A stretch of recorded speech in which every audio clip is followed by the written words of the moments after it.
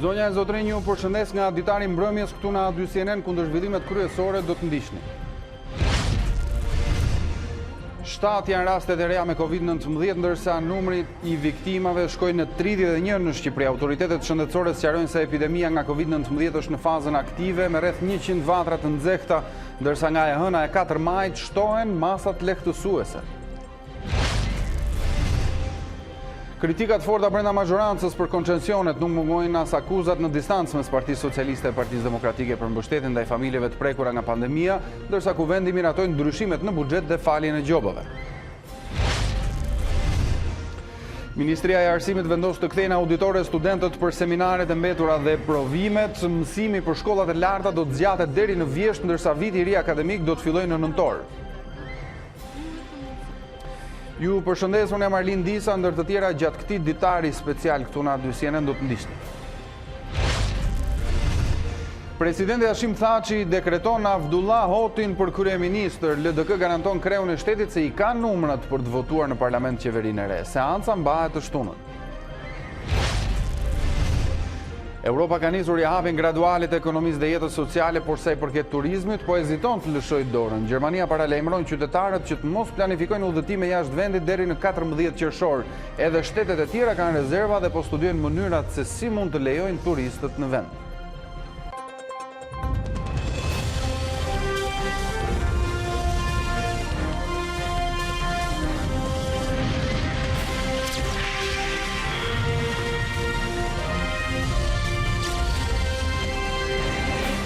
Shtohet lista e zonave të gjelbra. Ministria Manastirliu në komunikimin e pasdites njoftoi se nga data 11 maj hapen parukerit dhe qendrat tregtare, ndërsa nga 18 maj do të hapen baret dhe lokalet në mjediset hapura.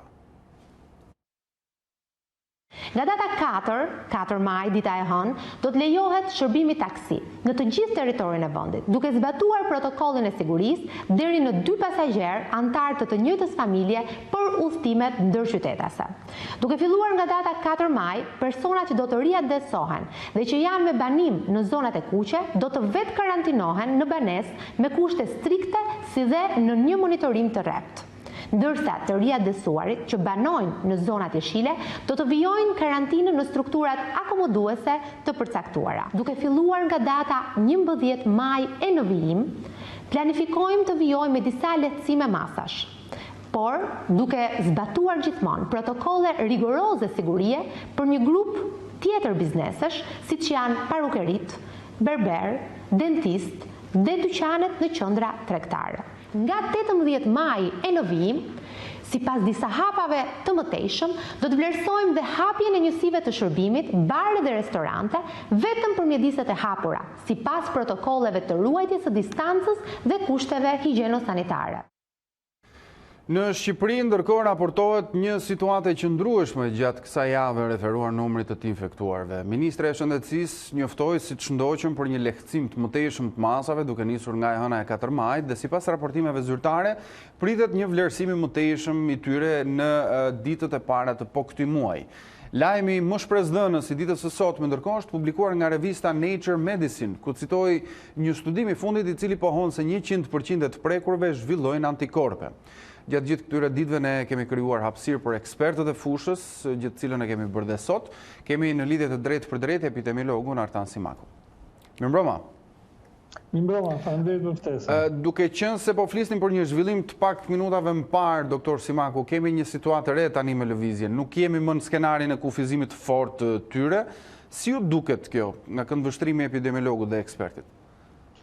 Atëre, ne kemi vazhdimisht epidemiologët e Institutit Shëndetit Publik e kanë përmendur që situata po shkon drejt normalizimit dhe kemi një numër të qëndrueshëm të rasteve të reja, por në rënje. Dhe siç u tha dhe në kronikën tuaj, po shtohen dhe zonat e gjelbra pranë Shqipëri, zonat me 0 raste dhe si pasojë e hetimit dhe të kontakt dhe gjurmimit dhe të zgjeruar dhe të thelluar të gjithë kontakteve për ndërprerjen e zinxhirit të transmetimit. Siç u tha dhe në kronikën tuaj, dhe në ditët në vijim do vazhdoj lehtësimi i mëtejshëm i masave, Por ajo që duhet të ketë parasysh është që nuk duhet neglizhuar masat e kujdesit. Pra kujdesi duhet të vazhdojë. Dhe thelbi i gjithë masave të kujdesit është distancimi fizik dhe social dhe mbajtja e maskave dhe dorezave kur është e këshillueshme, si dhe masat e etiketës respiratore gjatë kollitjes dhe shtitjes dhe larja shpesh të duarve. Gjithashtu, është e rëndësishme që rreziku për moshën e tretë nuk ka kaluar akoma, sepse kjo grup mosh ka dhe një numër të madh sëmundjesh kronike shoqëruese dhe kjo mosh duhet të vazhdojë karantinimi me ato kufizimet, me ato lehtësimet përkatëse që njoftohen her pas here dhe gjithashtu personat e tjerë duhet të shmangin sa më shumë kontaktin me këtë grup mosh, pra me moshën e tretë, deri në zhdukjen e qarkullimit të koronavirusit. Doktor, numrit i infektuarve në vend mendohet të jetë më i lartë se sa shifra zyrtare, 773. Sipas llogaritjeve të disa specialistëve, numri është mbi 35.000 infektuar më tepër. Në 2 muaj pandemi ndërkohë, 81.000 persona janë ankuar për shenjat COVID-19. Sa të vërteta ka në këto shifra sipas jush? Atëre, këto absolutisht nuk janë vërteta, sepse dihet që sëmundjet infektive janë përhapja e sëmundjeve infektive është në formën e piramidës ose në formën e icebergut. Normalisht që rastet në komunitet, pra rastet asimptomatike, janë më tepër se sa rastet me shenja. Dhe kjo është më se normale. Po kjo shkon nga 10 deri në 20 herë më tepër, jo ato shifrat shumë të egzageruara që thatë ju. Në fakt ka patur shumë, le të themi, telefonata tek 127 nga qytetarë që kanë pretenduar se kanë patur shenjat dhe simptomat e koronavirusit. Atëherë, thirrjet janë bërë publike nga urgjenca kombëtare, pra nga 127-a. Janë publikuar që në fillim të epidemisë, dhe janë publikuar ditë mbas dite. Dhe është thënë pra që kanë një trend në rënje dhe ditë e fundit, pra që nga fillimi i epidemisë, kur ka qenë piku në 2-3 javët e para, dhe pastaj ka filluar një trend në rënje i numrit të telefonatave, dhe mund të themi që tash është shumë i vogël. Dhe këto shifra janë bërë të ditura, kështu që nuk e di nga kanë dalë këto shifrat shumë të egzageruar që thatë ju, derisa janë bërë publike nga vetë urgjenca kombëtare. Pra një trend i dukshëm qartazi në rënje. Referuar situatës që për cilën po flisni ju, doktor, çfarë mund të themi ndërkohë për asimptomatikut? Çfarë risku paraqesin dhe kanë ata në këtë situatë? Atëherë, kjo është një pyetje shumë e rëndësishme që bëhet. Atëherë, në 80-85% e personave e kalojnë në mënyrë asimptomatike. Dhe nuk është çudi dhe bile është dhe e pritshme që me vazhdimin e lehtësimit të masave dhe me shtimin e qarkullimit të njerëzve dhe kontaktet do jenë më të shpeshta dhe mund të pritet dhe një numër shumë i ulët i rasteve të reja pozitive, por gjithnjë situata është në kontroll absolutisht, jemi drejt normalizimit të plot. A ka një shifër të parafort, doktor Simaku, për asimptomatikët, një për llogaritje të parafort? Atëherë, për llogaritja e parafort ju thash që për çdo rast të ri janë 10 deri 20 raste në komunitet. Po këto rastet janë asimptomatike dhe ecuria e epidemisë vlerësohet nga kriteri numri i rasteve të reja dhe nga shtrimet në spital ose nevojat për shtrimet në spital. Që dhe në nevojat për shtrim, pra numri të shtruar në spital vjen në ulje dita ditës. Rastet e reja tashmë e kalojnë numrin e të infektuarve dhe numri të shëruarve e kalon numrin e të shtruarve dhe rastet e reja paraqesin një trend të qëndrueshëm në rënje.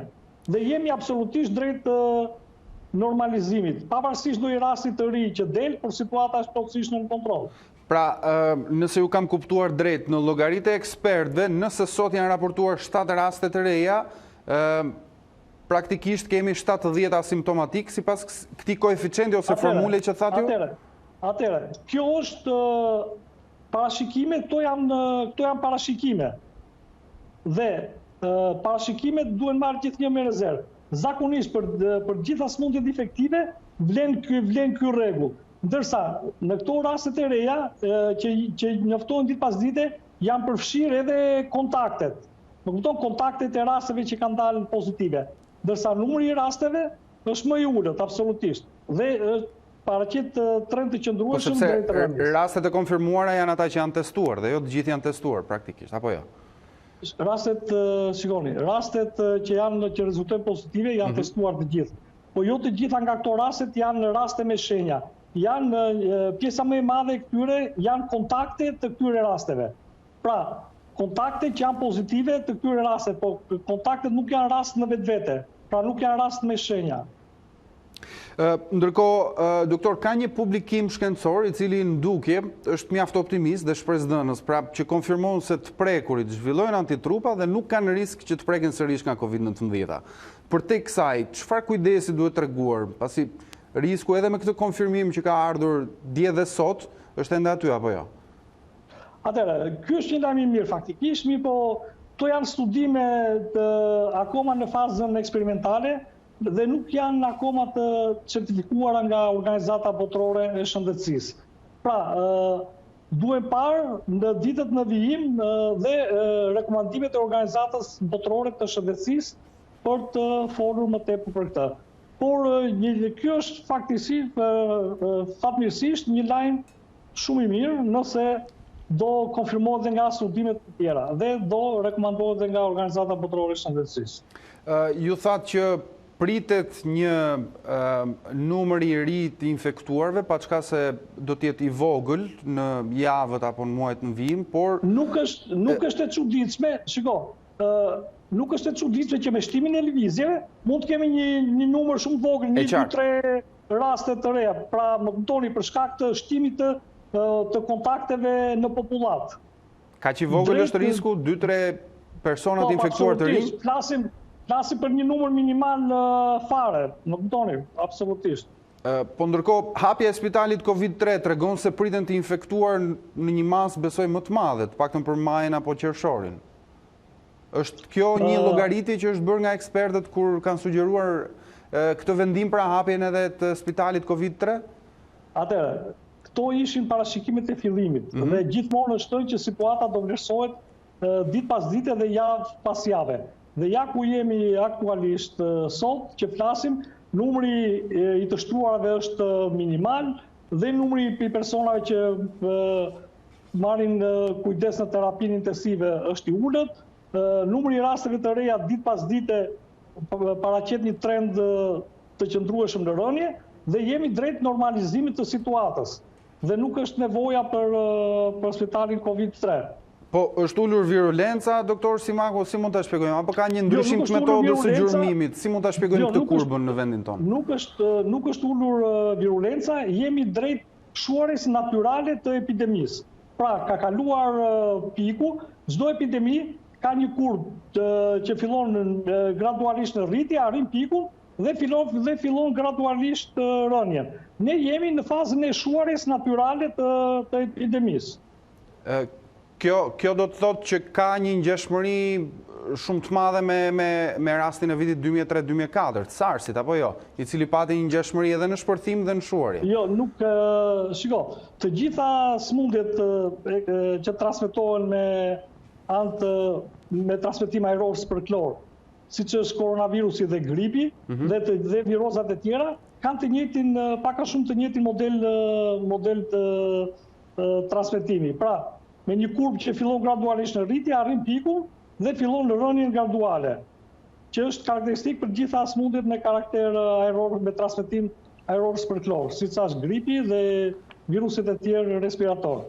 Kështu që, siç thash, jemi drejt shuarjes natyrale të epidemisë.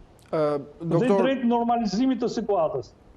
Qoftë kështu, megjithatë ju thoni që është në vërtetim situata gjatë gjithë kohës, sepse të dhënat që prodhohen janë goxha do me thënë se dhe është punë për ju gjatë gjithë kohës, por dua t'ju pyes për diçka tjetër. Suedia është kritikuar nga shumë ekspert, përfshirë dhe ata shqiptarë, ndërsa ditët e fundit OBSH po flet me nota pozitive për qasjen e këtij sistemi shëndetësor, prandaj pandemisë.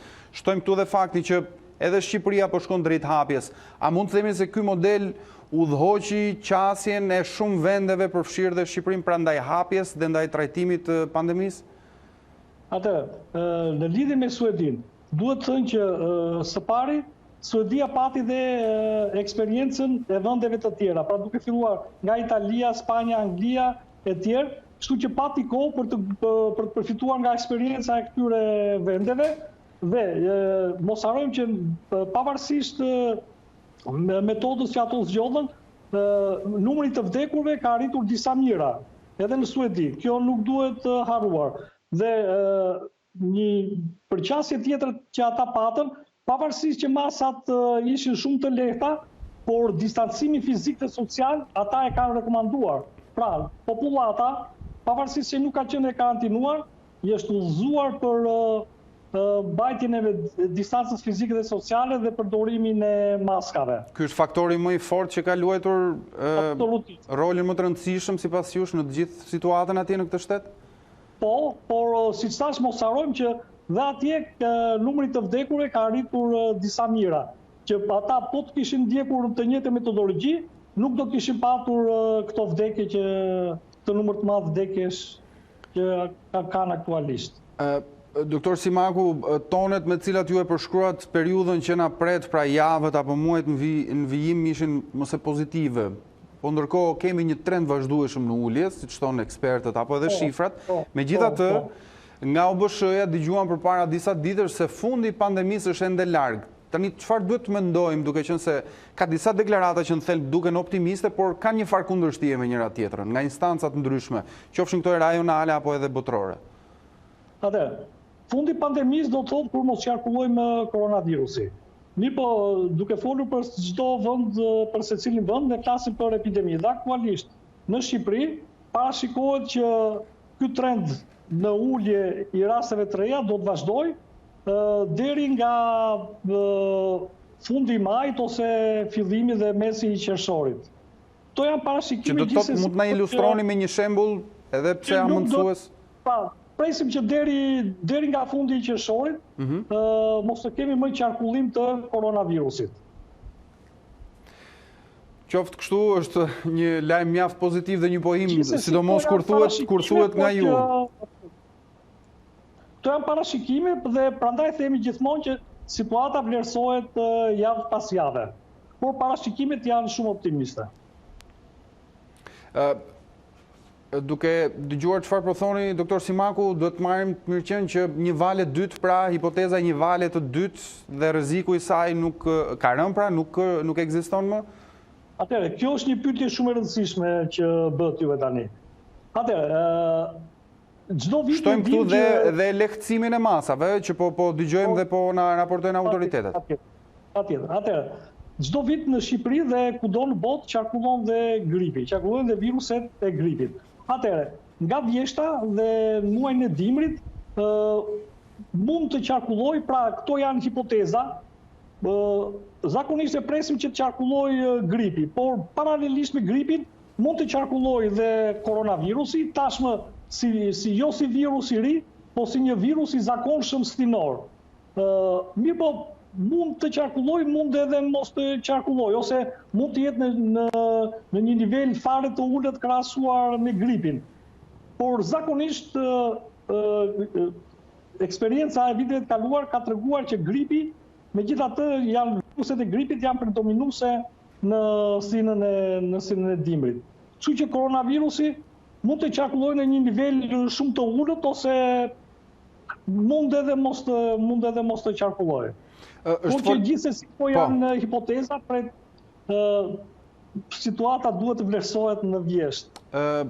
Është folur shumë shpesh për inteligjencën e COVID-19-s dhe ju përmendët dhe le të themi bashkëtesën e gripit normal, pra atij tradicional, sezonal dhe koronavirusit në të njëjtën kohë, në të njëjtën stin.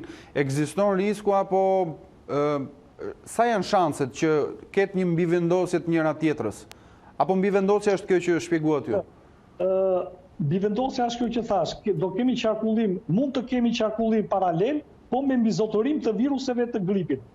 Pra, do mbizotërojnë viruset e gripit dhe koronavirusi mund të qarkullojnë në një nivel shumë të ulët krahasuar me viruset e gripit. Po tashme jo si një virus i ri, por si një virus i zakonshëm stinor. E qartë. Po, ndërthurja e të dyve, pra gripit sezonal dhe Covidit, në terma shkencor, çfarë shansesh ka që të ndodhë, sepse flitet dhe për mutacionet?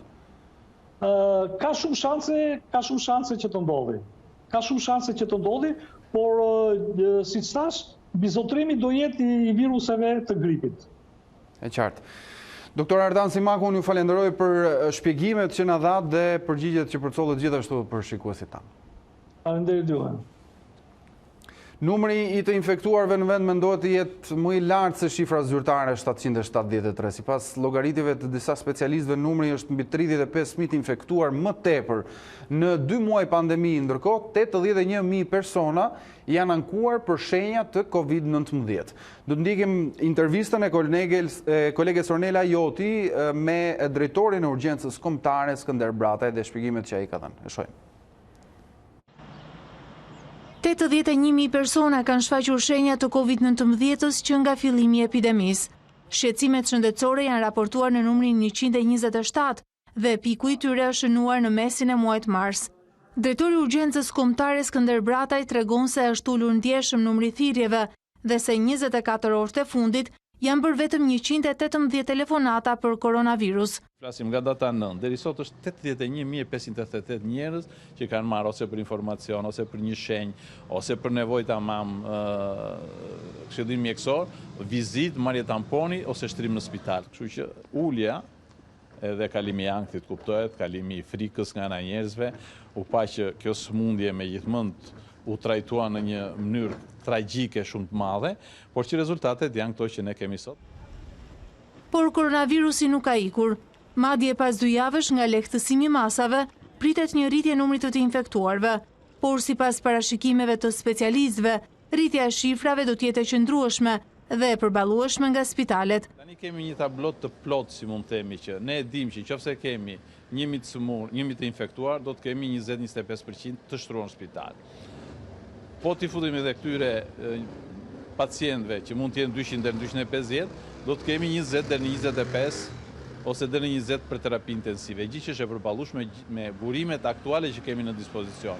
Ne e dimë shumë mirë që do të ketë rritje, sepse lirimi i masës do të thotë kontakte më shumë, jo të gjithë njerëzit do t'i respektojnë për një arsye apo tjetër, dhe do të shohim mbas 2 javësh sa ka arritur numri të infektuarve, sa të smur kemi për të thënë që okej, nëse janë të menaxhuar me burimet që kemi në dispozicion, këto masa do të ngelen siç janë. 773 raste janë konfirmuar zyrtarisht me COVID-19, por referuar llogaritjeve të mjekëve, aktualisht mund të jenë mbi 35.000 të infektuar në vend, pjesa më e madhe pa shenja.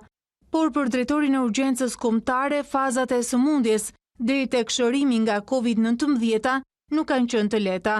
Edhe pse i ngjashëm vetëm në fillimet e sëmundjes me virozën e stinës, koronavirusi nuk është si gripi. Nuk janë identike, nuk konsiderohet grip. Në betej, ku nuk e shef armikun, nuk e di nga të vjen dhe mund të kapi, siç më kapi mua. Për fatin e mirë, pata një formë të mesme të lehtë, si mund thuash, dhe jemi përsëri në betej. Nuk dihet sa kohë do të na duhet të bashkëtojmë me virusin, ndaj mjekët këshillojnë të respektojmë sjelljet e reja, jo vetëm në rrugë, por edhe kur të fillojë transporti publik, shkollat apo shërbimet e tjera. Kthimi i spitalit të Burgjeve në një spital Covid ka futur në një rreth vicioz të burgosurit për të cilët kërkohet ekzaminim mjeko-ligjor. Gjykata ja kërkon raportet mjekësisë ligjore, por kjo e fundit përgjigjet se nuk mund t'i ekzaminojnë të burgosurit e sëmur. Shndërrimi i spitalit të Burgjeve në një spital Covid po pengon kryerjen e akt ekspertimeve të nevojshme mjeko-ligjore tek të dënuarit me burg apo të paraburgosurit. Këto lloj ekzaminimesh urdhërohen nga gjykata për të provuar pretendimet e të burgosurve për sëmundje që mund të rrezikojnë jetën në qeli apo mund të vënë në rrezik bashkëvuajtësit e tyre. Prej disa ditësh, Instituti i Mjekësisë Ligjore ka kthyer përgjigje boshe në gjykatë, duke pretenduar se nuk mund t'i kryej ekspertimet e kërkuara. Strumbullari i situatës është Spitali i Burgjeve. Përmes kësaj shkrese të siguruar nga A2CNN, drejtori i këtij spitali, Apostol Luca, vën në dijeni mjekësinë ligjore se institucioni i tij nuk mund të realizojë këto ekzaminime dhe konsulta të specializuara, për shkak se Spitali i Burgjeve është përshtatur si spital Covid. Burime pranë mjekësisë ligjore saktësuan për aty se Këngërç prek ekzaminimet e specializuara që në kohë të zakonshme asistohen nga mjekë dhe ambiente të tjera të QSUT. Situata e krijuar ka ngjallur shqetësim të lartë tek të sëmurët e burgosur dhe në gjykata, ku vetëm në gjykatën e posaçme, gjatë kësaj jave kanë dështuar më shumë se 5 kërkesa për akt ekspertim mjekoligjor. Nga ana tjetër, mos realizimi në kohë i këtyre ekzaminimeve lë në qeli persona që mund të kenë probleme jetike shëndetësore apo sëmundje të transmetueshme. Mirë, shkëputemi për një hapësirë të shkurtër, do të kthehemi pas pak me të tjera informacione dhe komunikime të drejtë për drejta. Vështirësitë ekonomiko-sociale që solli situata pandemike në vend po shoqërojnë shumë familje shqiptare që nga 13 marsi kur në vend u vendosën masat shtrënguese. Për të ardhur në ndihmë këtyre familjeve, autoritetet lokale dhe ato qendrore, përveç paketës financiare të miratuar nga qeveria, zgjodhen edhe shpërndarjen e pakove me nevojat bazike. Në këtë proces u përfshin edhe bashkitë, emergjencat civile, por një proces i tillë nuk u kalua dhe pa përplasjet mes dy kaheve politike. Ne do të lidhemi drejt për drejt me kolegen Marcela Karapancho për të diskutuar më tej mbi shqetësimet e familjeve në nevojë dhe mënyrës së zgjedhur nga autoritetet për të mundur përballimin e kësaj situate. Marcela, të përshëndes. Atëherë, çdo bashki ka përpiluar listat e familjeve që do të mbështeten me ndihmat humanitare, por ajo që bie në sy është mungesa e deri tanishme e kostos së shpenzimeve, apo jo? Po Arlind, ne kemi pasur mundësi të komunikojmë me disa prej bashkive kryesore në vend, nga Veriu në Jug, A2CNN ka komunikuar që me bashkinë e Kukësit, por edhe deri në Tepelen për të mësuar se si janë shpërndar këto ndihma. Dhe pikërisht nga ajo çfarë ne kemi vërejtur lidhet me faktin se janë disa mira pako të përcjella, të paktën autoritetet përkatëse, drejtuesit e këtyre bashkive kanë pohuar sipas të gjitha databaseve që ata zotërojnë për buxhetet e tyre të bashkive, por edhe për buxhetet e donatorëve, pra gjithçka që është dhuruar dhe ka pasur bashkëpunime me bizneset, gjithçka është e kalkuluar, thon ata, por megjithatë teksa i pyesim për një faturë, për një kosto reale të deri tanishme, të paktën të 7 javëve të pandemisë, se sa është kjo shumë e parave, pra apo e monetare që mund të përkthehet pavarësisht pakove në ushqime, ata nuk përgjigjen drejt për drejt dhe kërkojnë që një pjesë e mirë e tyre faturën ta kenë finale dhe ta japin në fund të gjendjes së jashtëzakonshme. Ndjekim tani materialin që ne kemi përgatitur për shpërndarjen e ndihmave ekonomike humanitare për njerëzit në nevojë në këtë pandemi të COVID-19. Pensionistët, familjet me ndihmë ekonomike, kategoritë të ndryshme vulnerabël, janë vetëm disa nga ata të cilëve punonësit e bashkive u kanë trokitur në banesat e tyre. Nismat e ndihmave humanitare që ka bërë bashkia juaj. A2CNN ka biseduar me disa prej kryebashkiakëve nga Veriu në Jug, të cilët thonë se mira paku janë adresuar në bashkëpunim edhe me bizneset dhe vullnetarët, kur ndërkohë ka nisur edhe faza e dytë e shpërndarjes. Deri tani janë ndihmuar rreth 3000 familje në nevojë në bashkinë e Kukësit, duke filluar që sot ka filluar shpërndarja e fazës 2 edhe rreth 70 ton miell për njësitë administrative. Deri tani ne kemi shpërndar 5600 pak ushqimesh. 5600 pakësh i bie për paktën rreth 2500 familje, të cilët ne po i trajtojmë për herë të dytë dhe të tretë. Ne kemi ndihmuar me pako ushqimore 2205 familje dhe me materiale higjienike, detergjent, me pako të tilla janë 1493 familje. Deri tani kemi shpërndar 24.000 pako ushqimore dhe detergjent. Kjo nënkupton jo detyrimisht që kanë qenë 24.000 familje, sepse duhet kemi parasysh që disa familjeve ka qenë nevoja që të shkojmë edhe 2 ose 3 herë. Në rreth 800 familje ku kemi asistuar me pako ushqimore, rreth 450 familje kemi asistuar me shërbime, me medikamente dhe shërbime të tjera. Kemi asistuar edhe tek komuniteti egjiptian rreth 100 familje. Pavarësisht shifrave që vetë drejtuesit thonë, ata nuk kanë asnjë faturë financiare provizore mbi të gjitha shpenzimet e këtyre ndihmave, as në raportet e vetë institucioneve të qeverisjes vendore e as të donatorëve. Ende nuk e kemi këtë shumë, dhe sapo kjo pandemi të jetë përmbyllur, do kemi shifra zyrtare të cilat do i bëjmë patjetër publike. Faturë në lek ne mund ta japim pasi të marrim gjithë faturat e derdhura nga donatorët. Ne si bashki kemi marrë pak, jo lek. Ky detaj i vogël nuk i ka shpëtuar bashkive të Kukësit dhe Shkodrës, që duket se janë të vetmet që llogaritjet i kanë bërë me lapse me letër. Dhe besoj që me gjithë millin dhe para ushqimore deri tani shkojmë ke 20 milion treja që kemi bërë shpërndarje në gjithë bashkinë e Kukësit. Mund të quhet për një shpenzim për ndihmë humanitare me një fond prej rreth 100 milion lekë, të cilat janë alokuar nga të ardhurat e Bashkisë Shkodër. Me zgjerimin e hartës së zonave të gjelbra në javën e ardhshme, bashkitë shpresojnë që qytetet e tyre të kenë më shumë frymarrje edhe nga ana ekonomike. Marcela, ndërkohë ti ke zhvilluar një bisedë me kreun e emergjencave civile, ku je njohur me curinë e shpërndarjes së ndihmave humanitare për familjet. Si e parashtroi ai këtë proces?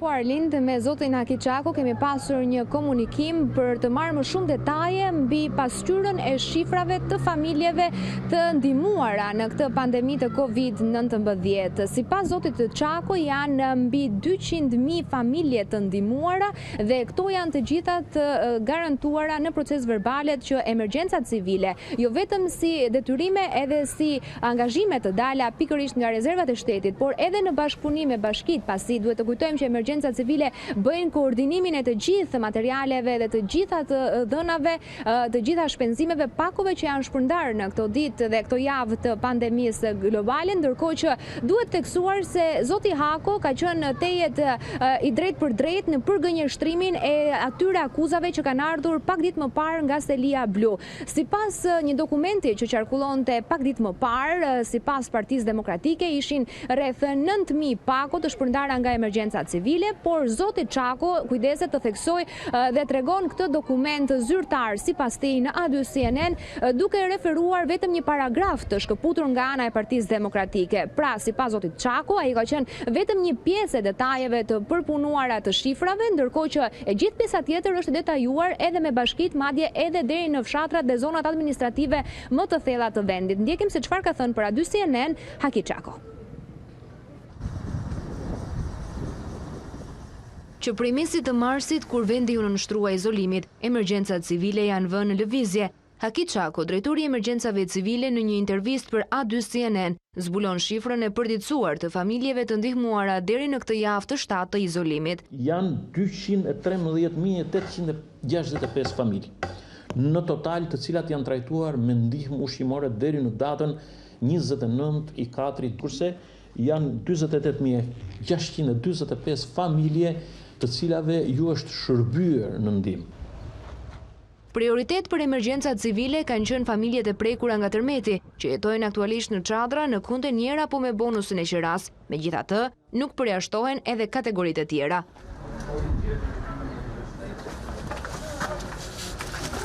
Unë nuk kam ndërmend të bëj politikë. Numri 1 i emergjencave civile thotë se refuzon të bëj politik, por nuk kursen një përgjigje për Partinë Demokratike, që ka akuzuar për titërsim të shifrave me ndihmat humanitare. Ajo çfarë ka lançuar opozita, në rastin konkret, është një paragraf, një segment i caktuar i informacionit, ndërkohë që me dashje, apo jo, nuk mund ta them, është dhënë vetëm një fragment i informacionit. Është dhënë vetëm një fragment i informacionit, është dhënë vetëm një paragraf i informacionit. Ndërkohë që informacioni vazhdon i specifikuar me të gjitha qarqet, me të gjitha kontributet dhe vazhdon dhe me përmbledhjen. Në qoftë se do ta marrim në kontekstin e rreshtave apo të paragrafeve, sigurisht që shifrat nuk janë ato.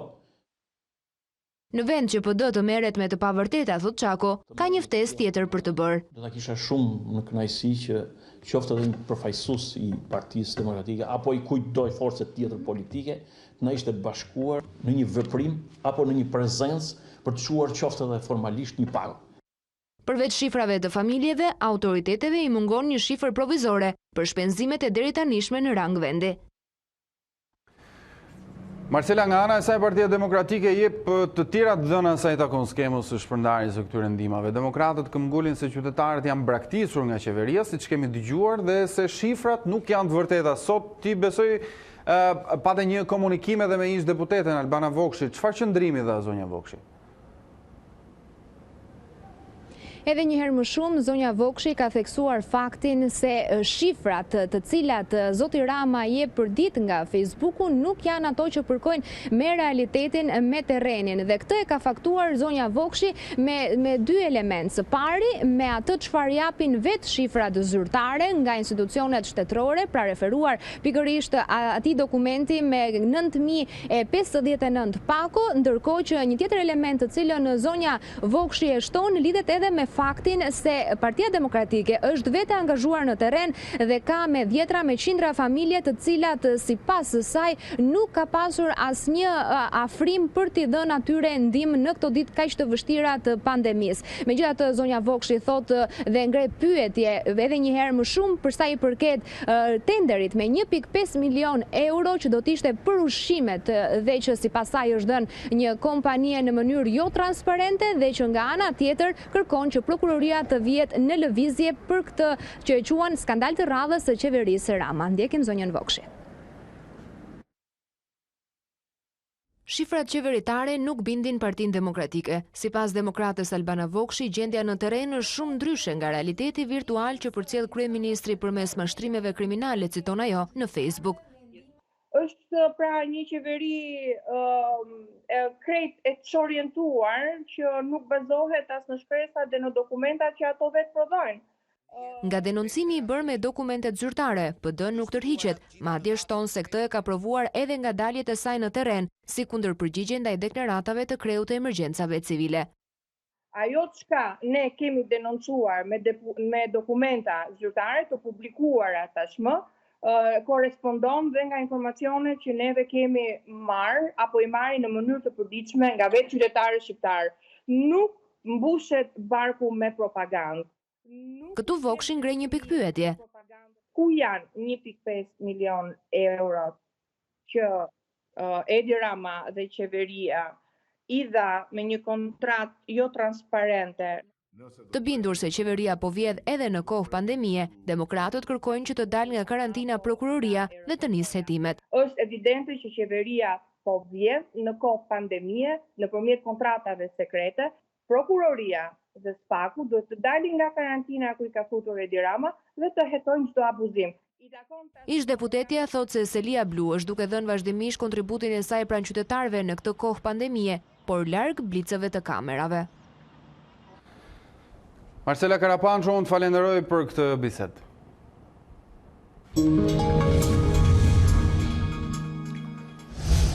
Ministria e Arsimit vendos të kthejnë auditore studentët. Mësimi për shkollat e larta do të fillojnë në qershor, ndërsa provimet do të zgjaten deri në fund të tetorit. Ministria e Arsimit publikoi vendimet dhe periudhën e provimeve për të shmangur fluksin e madh nëpër auditore, ndërkohë viti i ri akademik do të fillojë në nëntor.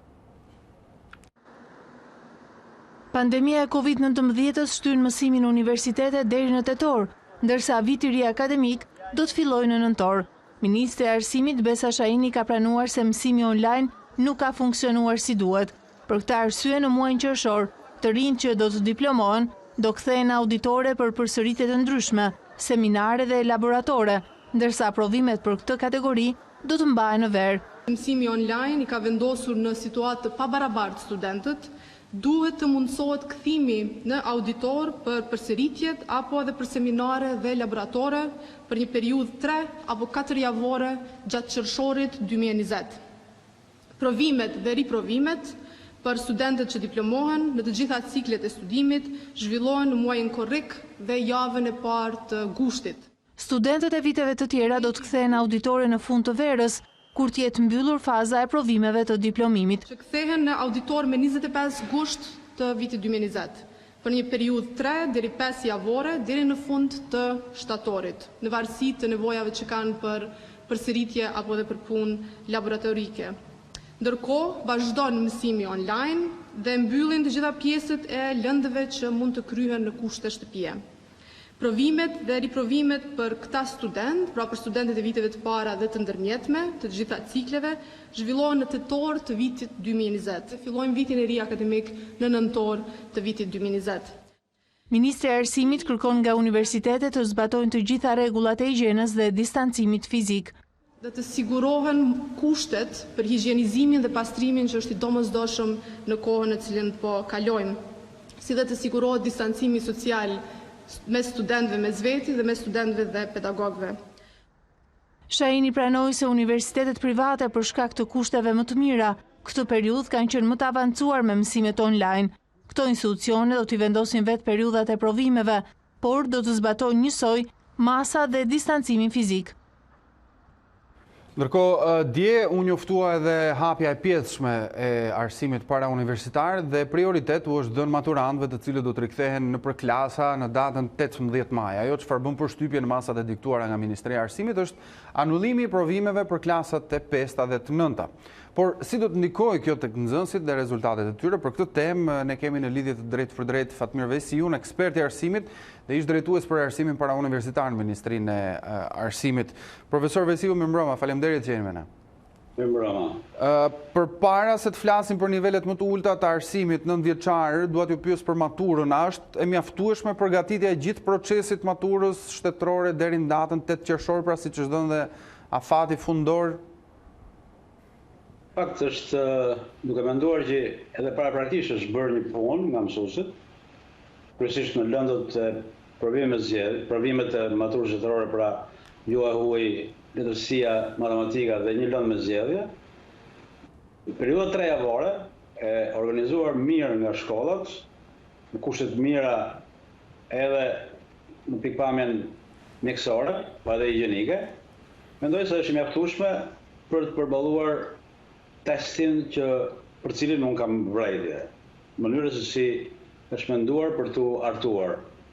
Janë hequr më shumë se gjysma e njohurive matematikës mirëfillt nga programi, sepse periudha e zhvillimit online të mësimit sipas Ministrisë së Arsimit edhe sipas meje ka qenë jo e efektshme dhe pjesa e mbetur, pjesa më e thjeshtë e matematikës, atë i kam bërë vitin parë, dytë dhe gjysmën e vitit tretë, edhe me ndërprerje.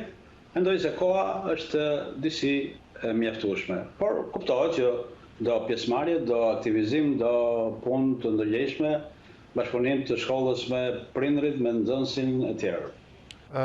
Ju po shprehni rezerva sa i takon testimit të matematikës, por në fakt a është kjo periudhë në cilën mësimi u zhvillua online, zoti Vesiu, një periudhë e shkurtër për të cënuar të gjithë vitet e shkollës mesme dhe njohurive që do të hidhen në test? Unë do t'ja vej fajin, që do e quaj fajin, ose përgjithësinë, mënyrës e organizimit të mësimit online. Ka disa faktore. Para është që shvaret nga drejtuesit e ministrisë, sepse ishin ca kushte që u diktuan nga pandemia, që është një smundje në mbar globin, edhe si ishte parashikuar, edhe legjislacioni nuk e parashikon në mënyrë të mirëfillt, pavarësisht se në ligj thuhet që mësimin distancë bëhet, por pas ka qenë dash që në udhëzimet e ministrisë planifikohesh mësimin distancë në kushte të shtëpisë, pra duke menduar një situatë të kësaj natyre. Kjo e tanishme që është globale, por po flasim për vendin tonë, për gjithë Shqipërinë. Dhe e dyta është mënyra si u trumpetua, më saktë u politizua si një arritje, sepse të bësh mësimin online në këtë situatë nuk është inovacion i askërkujt. Është mbar botën, në këtë situatë është zhvilluar mësimi online. Por në vendet e zhvilluara, madje jo vendet e zhvilluara, por edhe në shkollat brenda vendit, në shkolla private, po them dhe konkretisht në shkollën ku unë punoj, mësimi online bëhet në mënyrën më të mirë të mundshme. Por gjithmonë ka rezerva, nuk mund të realizohet dot 100% objektivi i mësimit në këtë lloj procesi. Po ku çaloi profesor Vesiu i gjithë procesi? Po të i kthejni memorjes në deklarimet e drejtuesve të ministrisë, bësh elozhe për përmendeshin minutat, sa minuta mësim janë bërë. Nuk pritesh për cilësinë e mësimit dhe aktivizimin e fëmijëve e nxënësve në këtë proces. U turbetuan shumë minutat, madje nuk e di, mbas edhe me sekonda, që puna që kanë bërë mësuesit individualisht.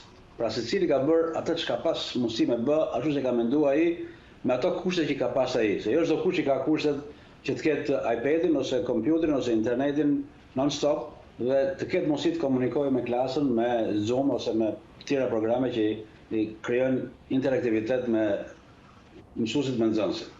Pra, u gënjym duke menduar që gjë e mirë, mendosh që të hapet shkolla dhe të fillojë mësimi, por kjo s'vash në dorën e askërkujt, madje mësimi, unë kam rezerva që edhe në 18 maj është i rrezikshëm, sepse ka shumë shkolla, po marr vetëm shkollat private, janë rreth 10% të maturantëve në shkolla private, të cilët do e kanë shtëpinë tek dera e shkollës.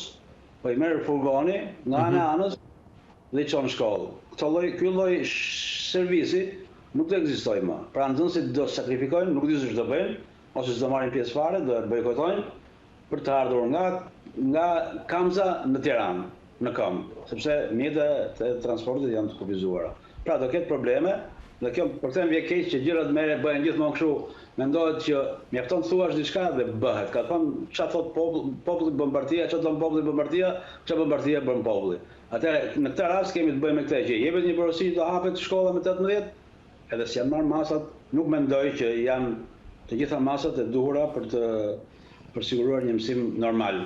Së pari, për higjenizimin e mjediseve, e dyta, a ka klasat mjaftueshme për masa që ndoshta të jenë në të distancën 1.5 deri në 2 metra larg njëri tjetrit, janë vështirësi që duhen parë. Duke qenë se përmendet këtë, zoti Vesiu, sipas asaj që tha ministria, kur bëri të ditur pra hapjen e pjesshme të shkollave në funksion vetëm të maturantëve, tha se ata do të shpërndahen edhe në godina të tjera, pra për të bërë të mundur distancimin e nxënësve nga njëri tjetri. Po, të gjithë shkollat kanë një problem. Edhe shkollat nënveçare kanë problemin e higienizimit. Por unë nuk e shoh problemin sepse po të bësh një llogari të thjeshtë matematikore. Maturat janë 1/3 e nxënësve të shkollës. Dhe 2/3 nuk do vinë në shkollë. Pra shkolla ka qenë planifikuar për 3/3 për 100 nxënës. Këto 130 maturantë mund shpërndahen në vendet atyre që lejnë bosh klasat e tjera. Pra për mos përbën problem kjo. Domethënë të parë nga ana matematikore. Paktën për shkollat e mëdha ku është edhe ku ka më shumë probleme. Shkollat e Tiranës, Durrësit, Shkodrës, të qendrës. Shkollat e vogla pse s'kan problem fare sepse kanë 2 klasa dhe në 2 klasa mund t'i maturojnë, mund t'i rregullojnë. Megjithatë, edhe ajo është një zgjidhje që të përdoren shkollat nënveçare që janë më afër. Ka vështirësi se nxënësi e di shkollën me probleme të tjera, por që është një mënyrë për të sistemuar se cilin nxënës të ketë bankën e vet dhe mësuesin e vet për zhvilluar mësim. Sa i takon mësimit online, zoti Vesiu, a ka patur një mënyrë tjetër krahas testeve rutinore ose periodike që janë zhvilluar në këtë kohë thuajse 2 muaj përafërsisht? Ka një tregues tjetër pra për atë se çfarë kanë marrë nxënësit përveç testeve që mund të jenë zhvilluar? E them në kuptimin që a ka një gjysmë treguesi pra për pjesën e nxënësve që do t'i shërbente autoriteteve, ministrisë, drejtorisë përkatëse për të kuptuar se ku ishte vërtet procesi mësimit online pa pjesën e mësuesve flas. Ata e kanë kuptuar që kjo pjesë, kjo kohë ka qenë kohë, nuk po them 100% kohë, domethënë po kohë jo shumë efektive.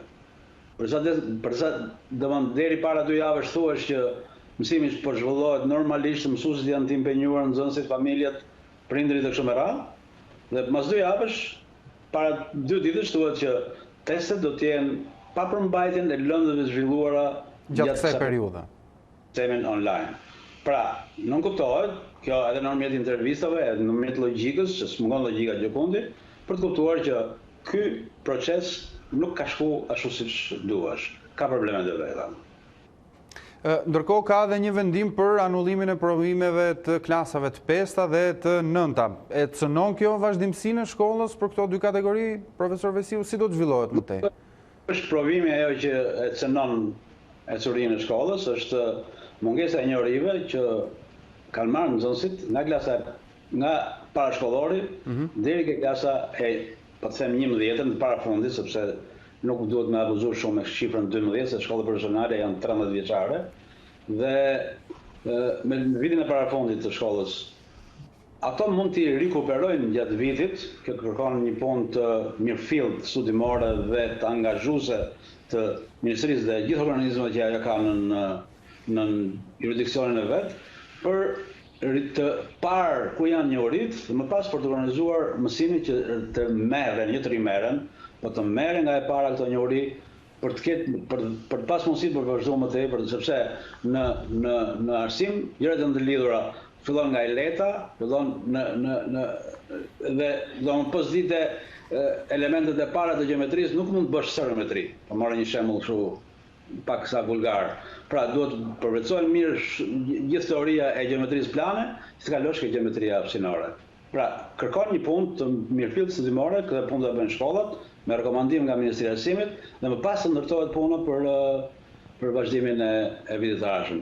Viti i ardhshëm është thënë që të fillojë shtator, dhe unë kam shumë qejf fillojë shtator, sepse jemi mësuar me këtë lloj regjimi, po nuk i dihet se hapja mund të jetë është e mirë për disa që mendojnë se zutrin brenda duhet të hapet, të harrojmë këtë që hoqëm, por ka dhe një të keqe tjetër që ekziston mundësia e rikthimit të infeksionit, sepse ai nuk është virus që zhduket. Viti akademik ndërkohë ka një shtyrje, sipas një vendimi të raportuar ditën e sotme. Kush ka? Viti akademik për fakultetet dhe universitetet. Do të nisë në muajin nëntor.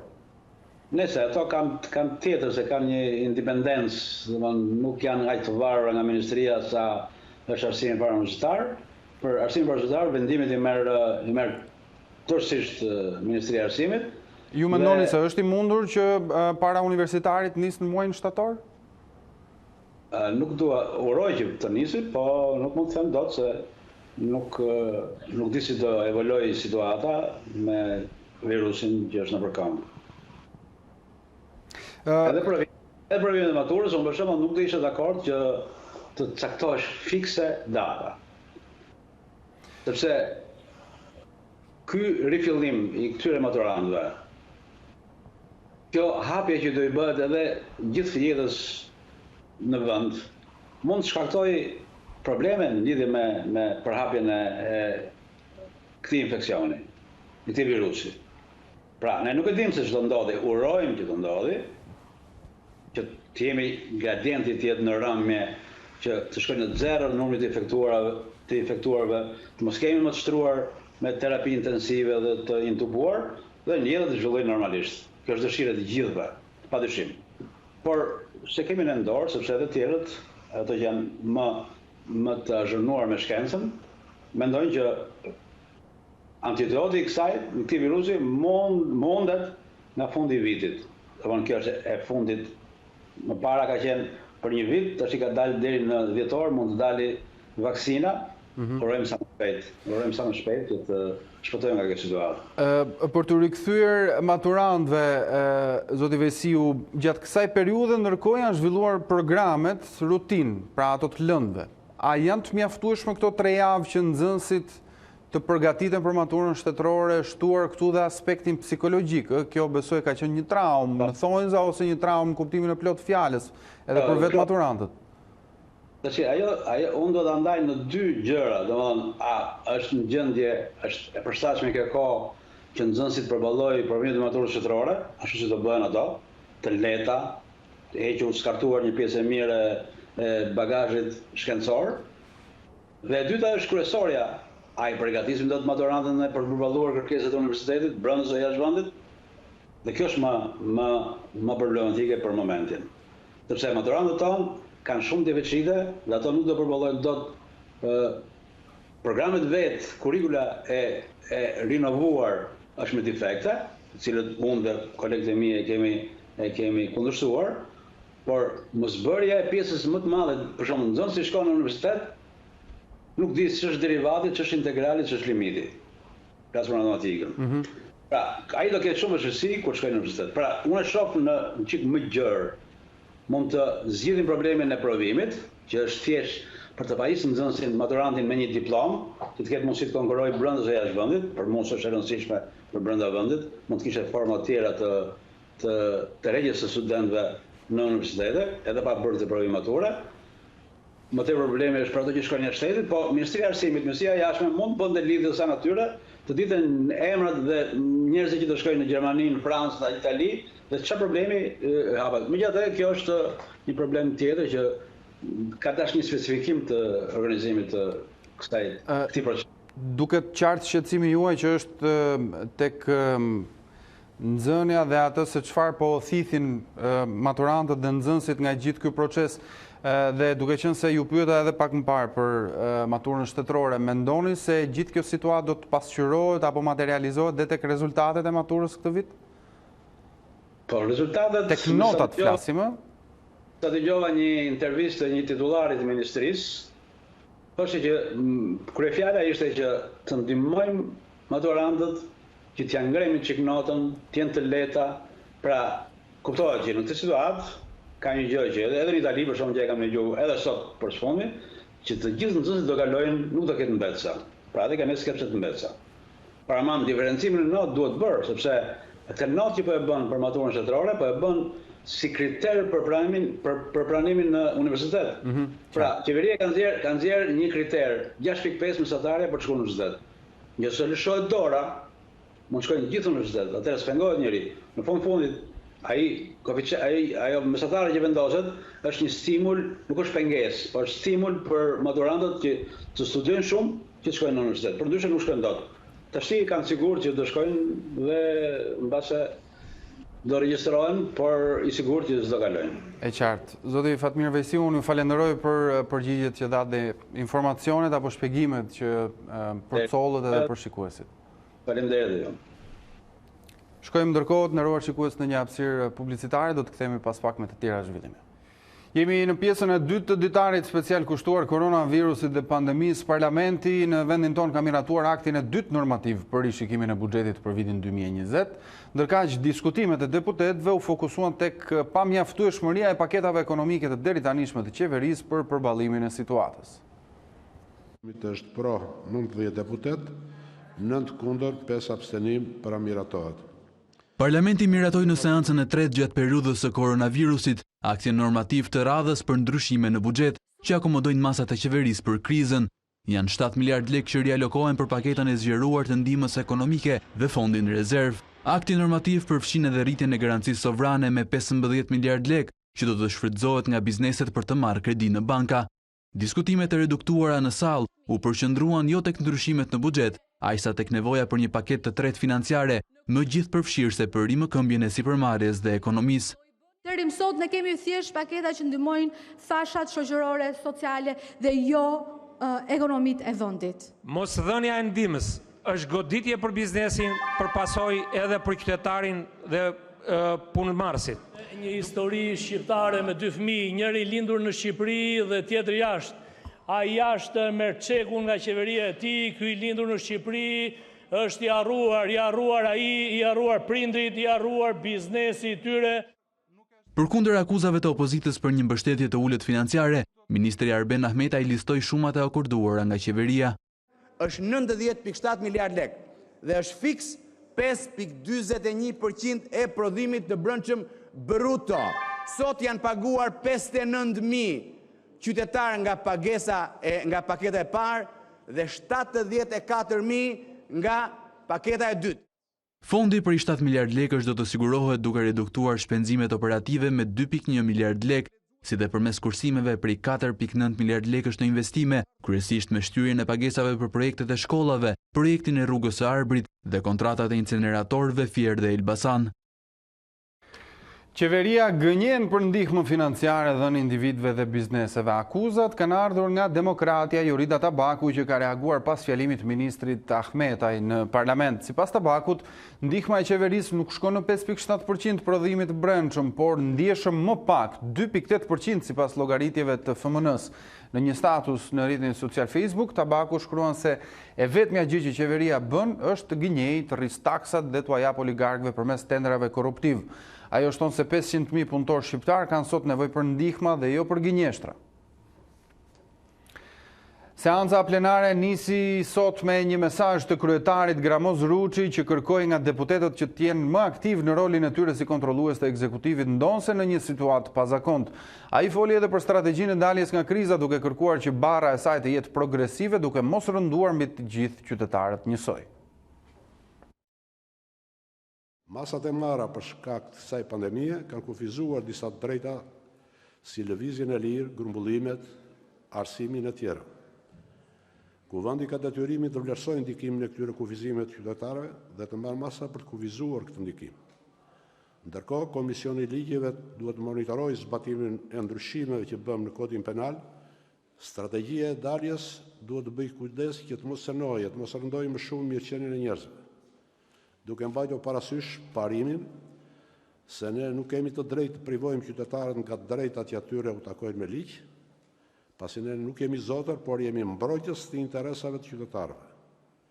Bara e daljes duhet jetë sigurisht progresive, kush fiton më shumë do të përballojë më shumë, ndërsa grupet nevojtare të popullsisë, pensionistët apo përfituesët e programeve sociale duhet të vazhdojnë të mbështeten dhe të mbrohen në vazhdimsi.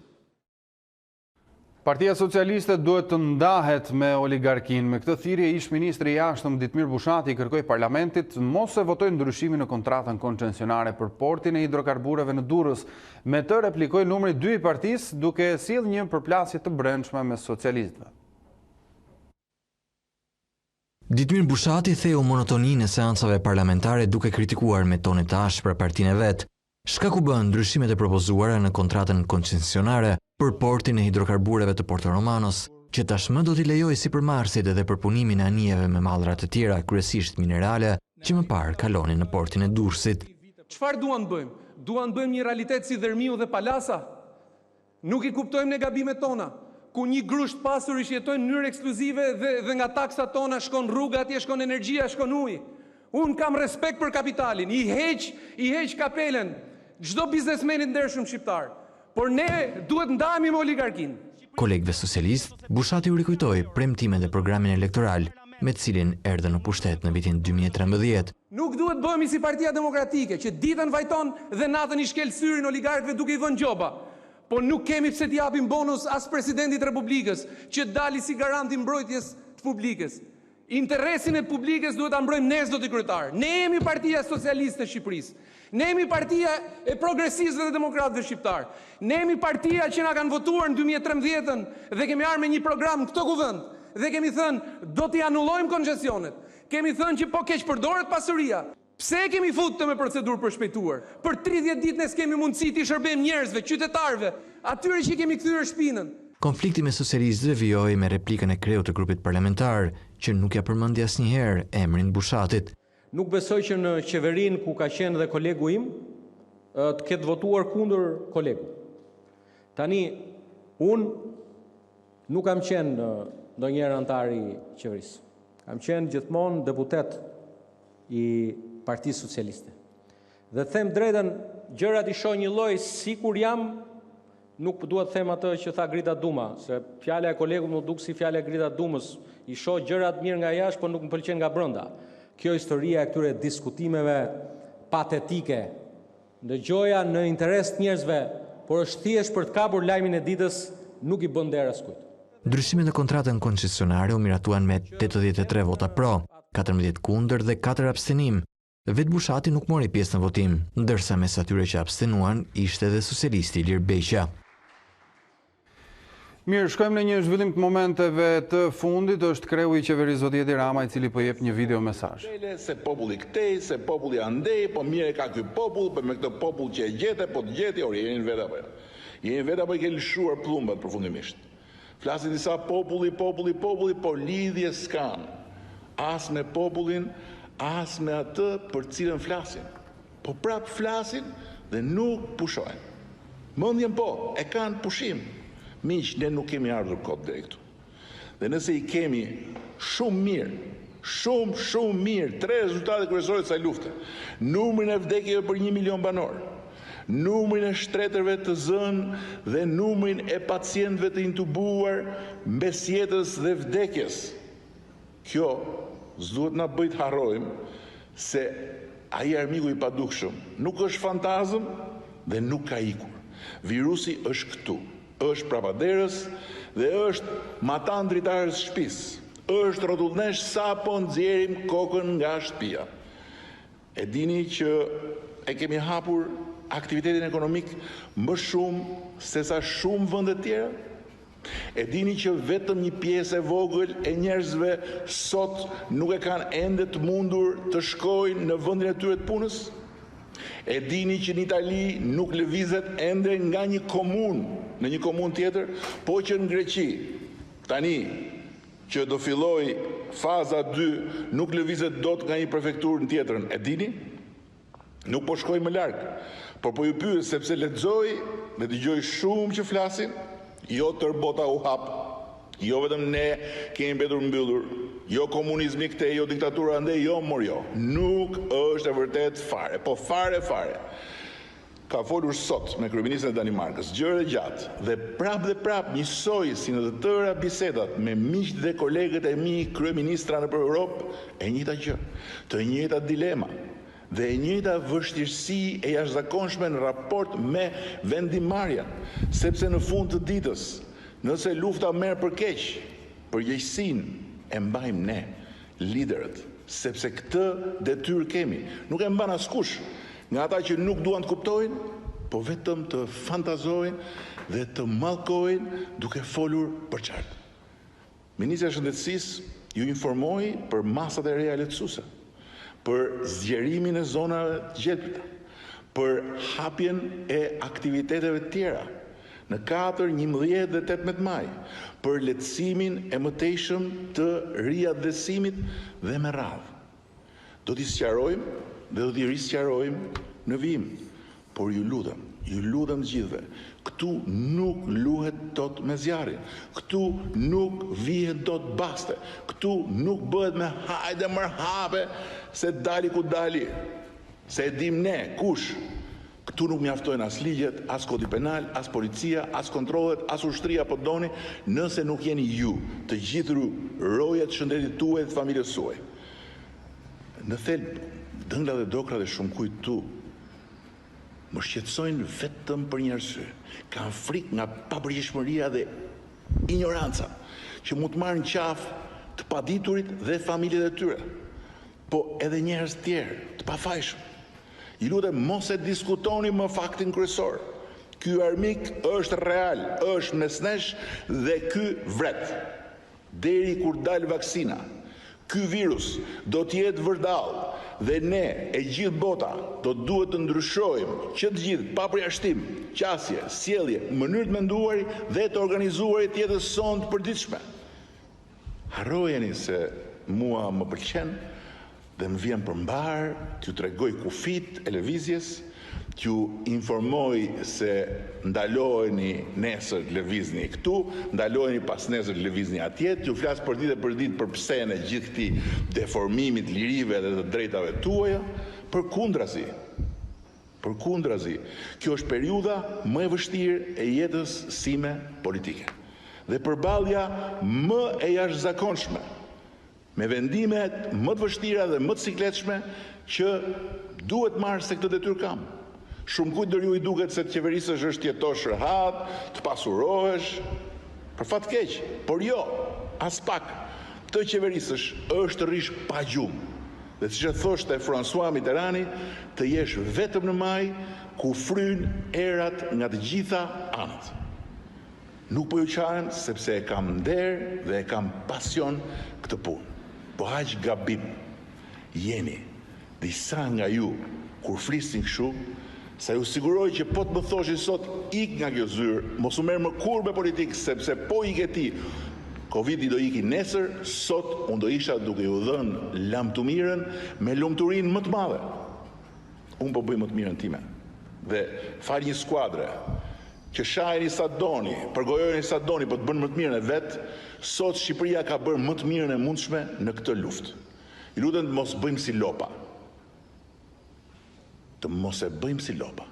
Tani që po hapemi, nëse ju nuk vazhdoni të jeni rojet vetes e të familjes, unë nuk do mundem që mbroj dot më jetën dhe shëndetin. Si deri sot. Ju lutem, kjo nuk është lojë, ju lutem, kjo nuk është bast, ju lutem, kjo nuk është me dalim ku dalim. Jo, ne kemi vetëm një rrugë nga duhet dhe do të dalim. Rruga që na nxjerr me rezultatin më të mirë, si që kemi deri sot, në mbrojtjen e shëndetit, të jetës dhe të dinjitetit të këtij populli dhe të këtij vendi. Të tjerat janë të gjitha dokra. Ndoqëm këtë video mesazh të kryeministrit Edi Rama, i cili në fakt i referoi lehtësimit masave që bëhet gradualisht, po më konkretisht kritikave që kanë shkuar ndaj qeverisë sa i takon masave për izolimin. Kreu i qeverisë bën të apel sidomos ndaj qytetarëve, por me disa fjalë u drejtua dhe atyre që kanë lëshuar kritika ndaj autoriteteve dhe qeverisë. Virusi është këtu, thot zoti Rama, jemi shumë ndryshe sa i takon procesit hapjes, sidomos ati të ekonomisë në raport me vendet të tjera, ku përmendi edhe Danimarkën, Italinë, zoti Rama. Gjithë kjo situatë nuk ka të bëjë as me kodin penal, as me ushtrim, praninë e saj në rrugët e qyteteve, sipas kryeministrit. Çdo gjë në këtë fazë është në dorë të njerëzve, të qytetarëve. Tani që po hapen, tha zoti Rama, autoritetet, nëse njerëzit nuk janë të ndërgjegjshëm dhe të përgjegjshëm, nuk ju vinë dot në ndihmë dhe nuk ju ruajnë dot. Kjo ishte një pjesë e fjalës së kreut qeverisë. Ndërkohë ne do të vijojmë më tej me të tjera zhvillime. Gjendja financiare e familjeve shqiptare u përkeqësua gjatë vitit të kaluar, të ardhurat që ato kanë siguruar pësuan në rënje, ndërsa papunësia u rrit. Paralelisht, u shtuan borxhet që ato kanë marrë kryesisht për konsum të përditshëm. Janë këto disa nga përfundimet e raportit të Bankës së Shqipërisë mbi gjendjen financiare dhe huamarrjen e familjeve në vendin tonë. Familjet shqiptare u varfëruan gjatë vitit të kaluar, konsumi ra thellë ndërsa papunësia u shënua në rritje. Të dhënat kontradiktore me ato që deklaron Instituti i Statistikave vijnë nga një tjetër institucion zyrtar, Banka e Shqipërisë. Sipas vërtimit mbi gjendjen financiare të familjeve për gjysmën e 2 të 2019-s, numri pjesëtarëve të punësuar apo vetë punësuar u ul me 7.9% krahasuar me një vit më parë. Kjo situatë shtyu një numër të madh individësh drejt emigracionit për të siguruar të ardhura. Kështu, gjatë 2019-s, indeksi të ardhurave shënoi rënje me 3%, shoqëruar me një rënje më të theksuar të shpenzimeve që ranë në nivelin më të ulët për vitit 2017. Anketa e Bankës së Shqipërisë analizon edhe huamarrjen e familjeve shqiptare, ku vihet re një rritje e pjesës që morën borxh nga persona të njohur apo që blen me lista në dyqanet ushqimore. Sa i takon pritshmërive, të anketuarit deklaruan se presin një përkeqësim të aftësisë së tyre paguese për vitin 2020. Ndërkaq kriza e koronavirusit ka ndryshuar sjelljen konsumatore të qytetarëve shqiptar. Mungesa e ardhurave si dhe pasiguria për të ardhmen i ka përqendruar të gjitha shpenzimet tek ushqimi, që konsiderohet edhe si shpenzim bazik, duke shmangur blerjen për produktet e tjera të konsideruar si të panevojshme gjatë kësaj periudhe. Kriza në ekonominë shqiptare është ndjerë edhe në xhepat e familjeve si pasojë e masave të marra në kuadër të parandalimit të koronavirusit. Mbyllja e bizneseve që kanë nxjerrë mbi të paktën 60.000 persona të papunë ka vënë në vështirësi të mëdha të ardhurat e qytetarëve. Kriza nga pandemia ka ndryshuar mënyrën se si po shpenzojnë të ardhurat qytetarët. Blerjet e tyre janë orientuar drejt nevojave bazike, kryesisht për produkte ushqimore, por në një kohë kur nuk dihet ende sa do të zgjasë pandemia, pasigurit janë të mëdha për konsumatorët. Kemi qenë shumë mirë, jo keq. Sara kjo, shkam në zero. Perime, ushqimet, gjitha mëj. Vetlave që s'kemi bler, ato që kemi pasur. As drita, s'kemi paguar, kemi marrë dhe i kredi, e kemi shtyrë. Ushqime asgjë tjetër. Kafe s'ka, kështu që vetëm për ngrënë. Pensionet kanë pa ato. Kështu që një lloj, nuk ka ndonjë ndryshim. Për të përditshmet. Për ushqime? Për ushqime. Në momenti që merr më pak, do shpenzosh më pak. Në fillim ishin ato ditët para që shpenzoa më shumë, por më pas si zakonisht. Situata në teren e mbështesin edhe shifrat e fundit të Institutit të Statistikave, që tregojnë se konsumi është orientuar vetëm tek mallrat e grupit ushqime dhe pija alkolike. Shpenzimet familjare do të vijojnë të përqendrohen vetëm tek ushqimet, sipas ekspertit për ekonominë Adrian Civici, pandemia ka shkaktuar pasiguri të mëdha tek qytetarët, duke i dhënë një goditje të fortë konsumit, ndërsa shton se rikthimi në normalitet do të kërkojë kohë.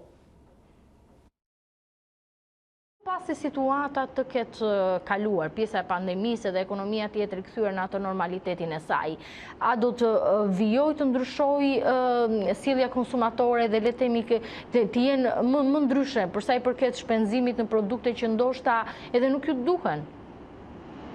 Po kjo lidhet shumë edhe me nivelin e sigurisë dhe garancisë për të ardhmen që do ndjejnë familjet dhe individët shqiptar, dhe natyrisht rikthimi në një piramidë konsumi normale nuk është automatik, ai vjen gradualisht në raport me evolimin e situatës. Mendoj që situata e tanishme ka qenë një goditje e rëndë për shumë familje shqiptare, pikë së pari frika dhe paniku i 2 apo 3 javë të para kur filloi karantina dhe lajmet ishin përditshëm shumë negative për sa i përket pandemisë koronavirusit.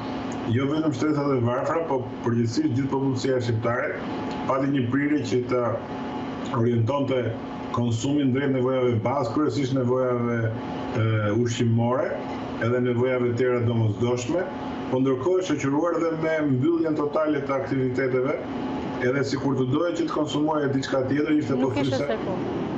Megjithatë, në sel, kjo që ka ndodhur në këto 2 muaj apo 3 muaj në Shqipëri, është rezultat i gjendjes rënd ekonomike, i frikës për të ardhmen dhe natyrisht i të ardhurave të pakta që ata kanë, dhe natyrisht sa më pak të ardhurave që të kesh, aq më prirurje që të përqendrohesh vetëm në produktet bazë të mbijetesës.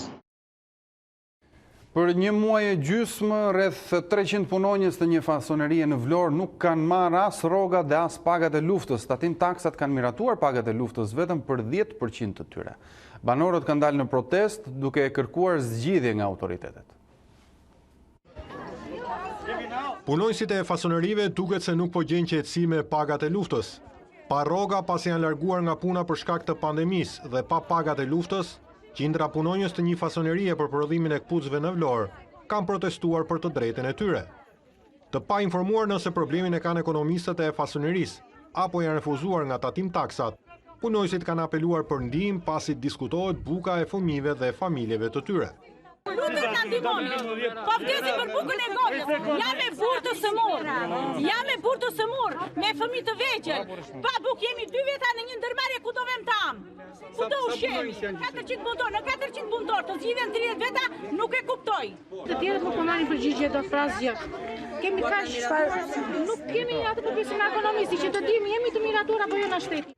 Ndërkohë ekonomisti i fasonerisë shprehet se aplikimet janë kryer për të gjithë punonjësit, por tatimet kanë miratuar pagën e luftës vetëm për 30 prej tyre.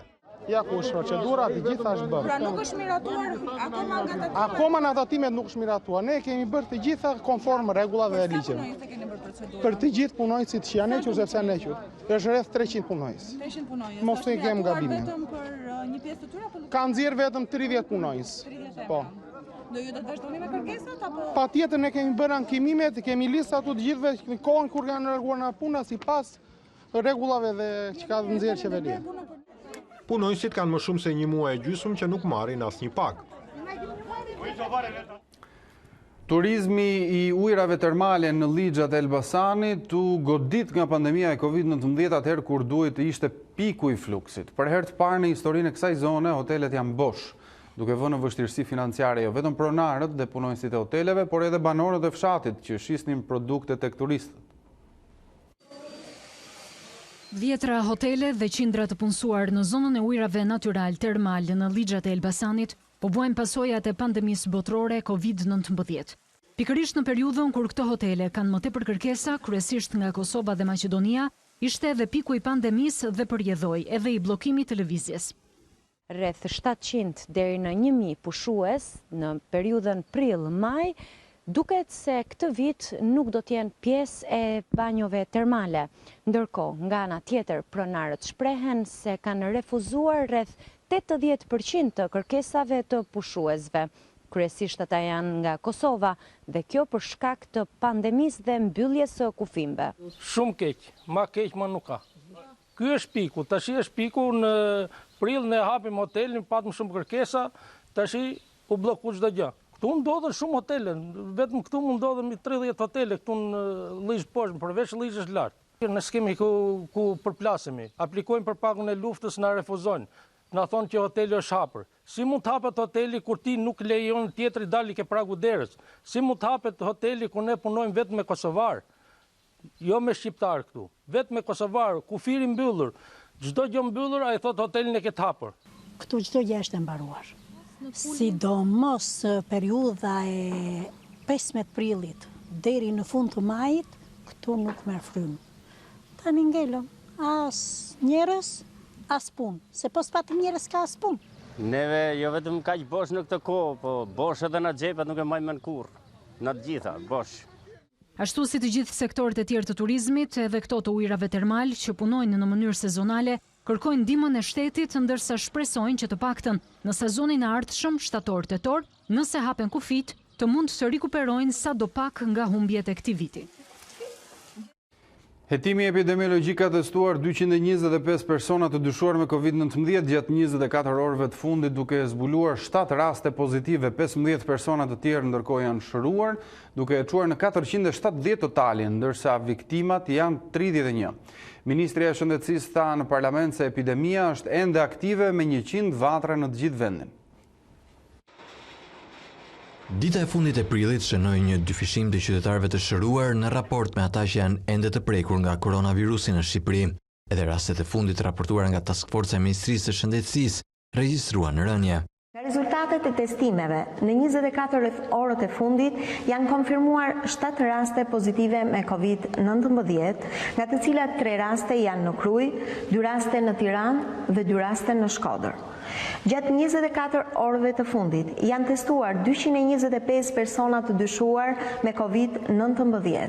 Deri në këto momente janë testuar 8253 raste të dyshuara dhe prej tyre janë konfirmuar pozitiv me COVID-19 773 raste. Për situatën e krijuar nga COVID-19, raportoi në parlament edhe Ministri e Shëndetësisë, sipas së cilës epidemia është ende aktive. Jemi ende në një fazë aktive të epidemisë, pavarësisht se jemi duke bërë ato përpjekje madhore në raport me hetimin agresiv kudo ku ka vatrat hapura të epidemisë. Ne sot konstatojmë rreth 100 vatra aktive në gjithë Shqipërinë, kryesisht vatra familjare dhe vatra në punë, por ajo çfarë jemi duke bërë në territor është një hulumtim, një hetim, një gjurmim epidemiologjik i cili po bëhet pa ndërprerje në 24 orë të ditës në mënyrë që të kemi mundësi të ndërpresim zinxhirin e infeksionit duke izoluar sa më shumë kontakte të mundshme. Autoritetet theksojnë se përhapja e koronavirusit në Shqipëri është nën kontroll dhe tregues për këtë. Citohet numri i ulët i atyre që janë shtruar në 2 spitalet Covid, ku aktualisht ndodhen 36 pacientë. Ekipi i xhirimit A2CNN hyri brenda spitalit infektiv ku po trajtohen të prekurit me COVID-19. Heronjtë e këtyre ditëve rrëfejnë betejën e tyre brenda infektivit, ata janë të ndarë nga familjet e tyre dhe kjo duket se është pjesa më e vështirë e këtij izolimi, sepse misioni i tyre ka qenë gjithnjë ky, por largësia me familjen jo.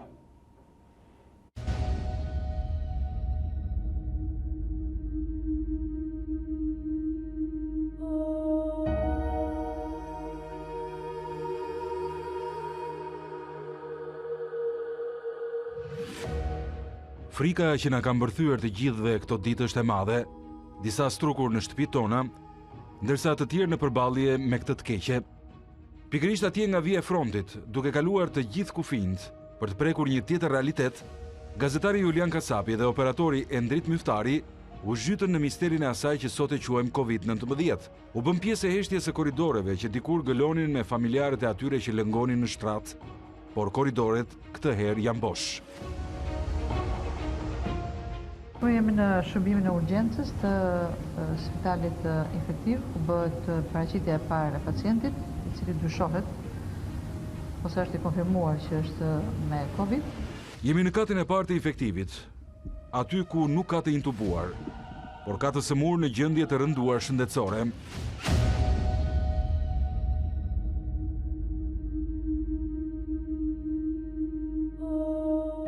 është kaq person i mirë dhe i dashur, që në një situatë të vështirë është shumë bashkëpunues me ne, dhe që shumë shpejt do të bëhet shumë mirë. Mirë? Faleminderit shumë. Ekipi mjekësor që endet këtyre shtigjeve bashkë me virusin na tregon gjithçka din dhe me çfarë po luftojnë.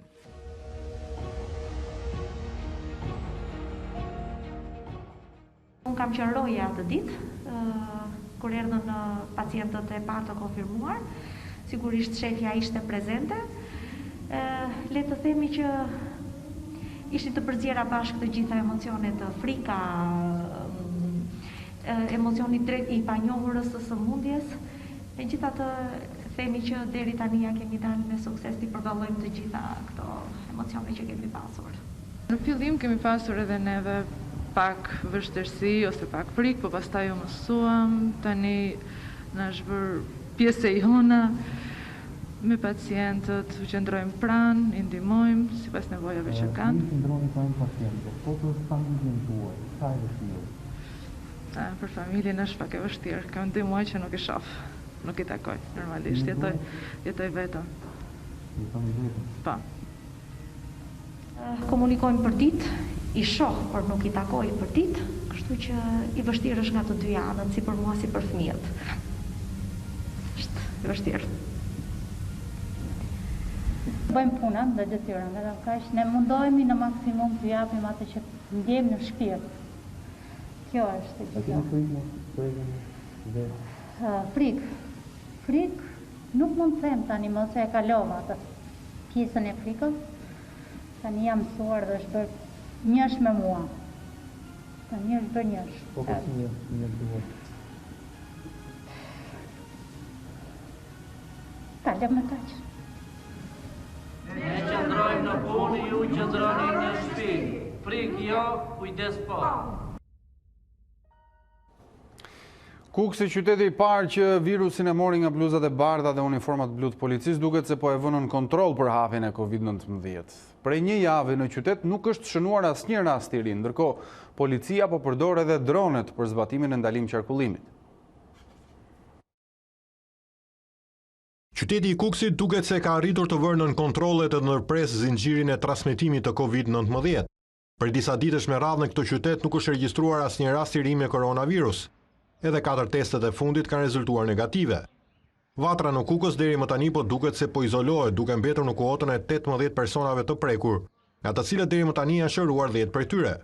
Sipas njësisë vendore të kujdesit shëndetësor, aktualisht numri aktiv i të infektuarve me koronavirus në qytetin e Kukësit është vetëm 5 persona. Vetëm një prej tyre është i shtruar në spitalin COVID-1 në Tiranë. Sa kaq në gjendje të mirë shëndetësore dhe pas simptoma janë edhe 6 policët e infektuar tashmë të izoluar në pritje për t'u nënshtruar testimeve përfundimtare, ndërsa janë shëruar 5 punojësit e personelit shëndetësor të spitalit të Kukësit të infektuar më herët.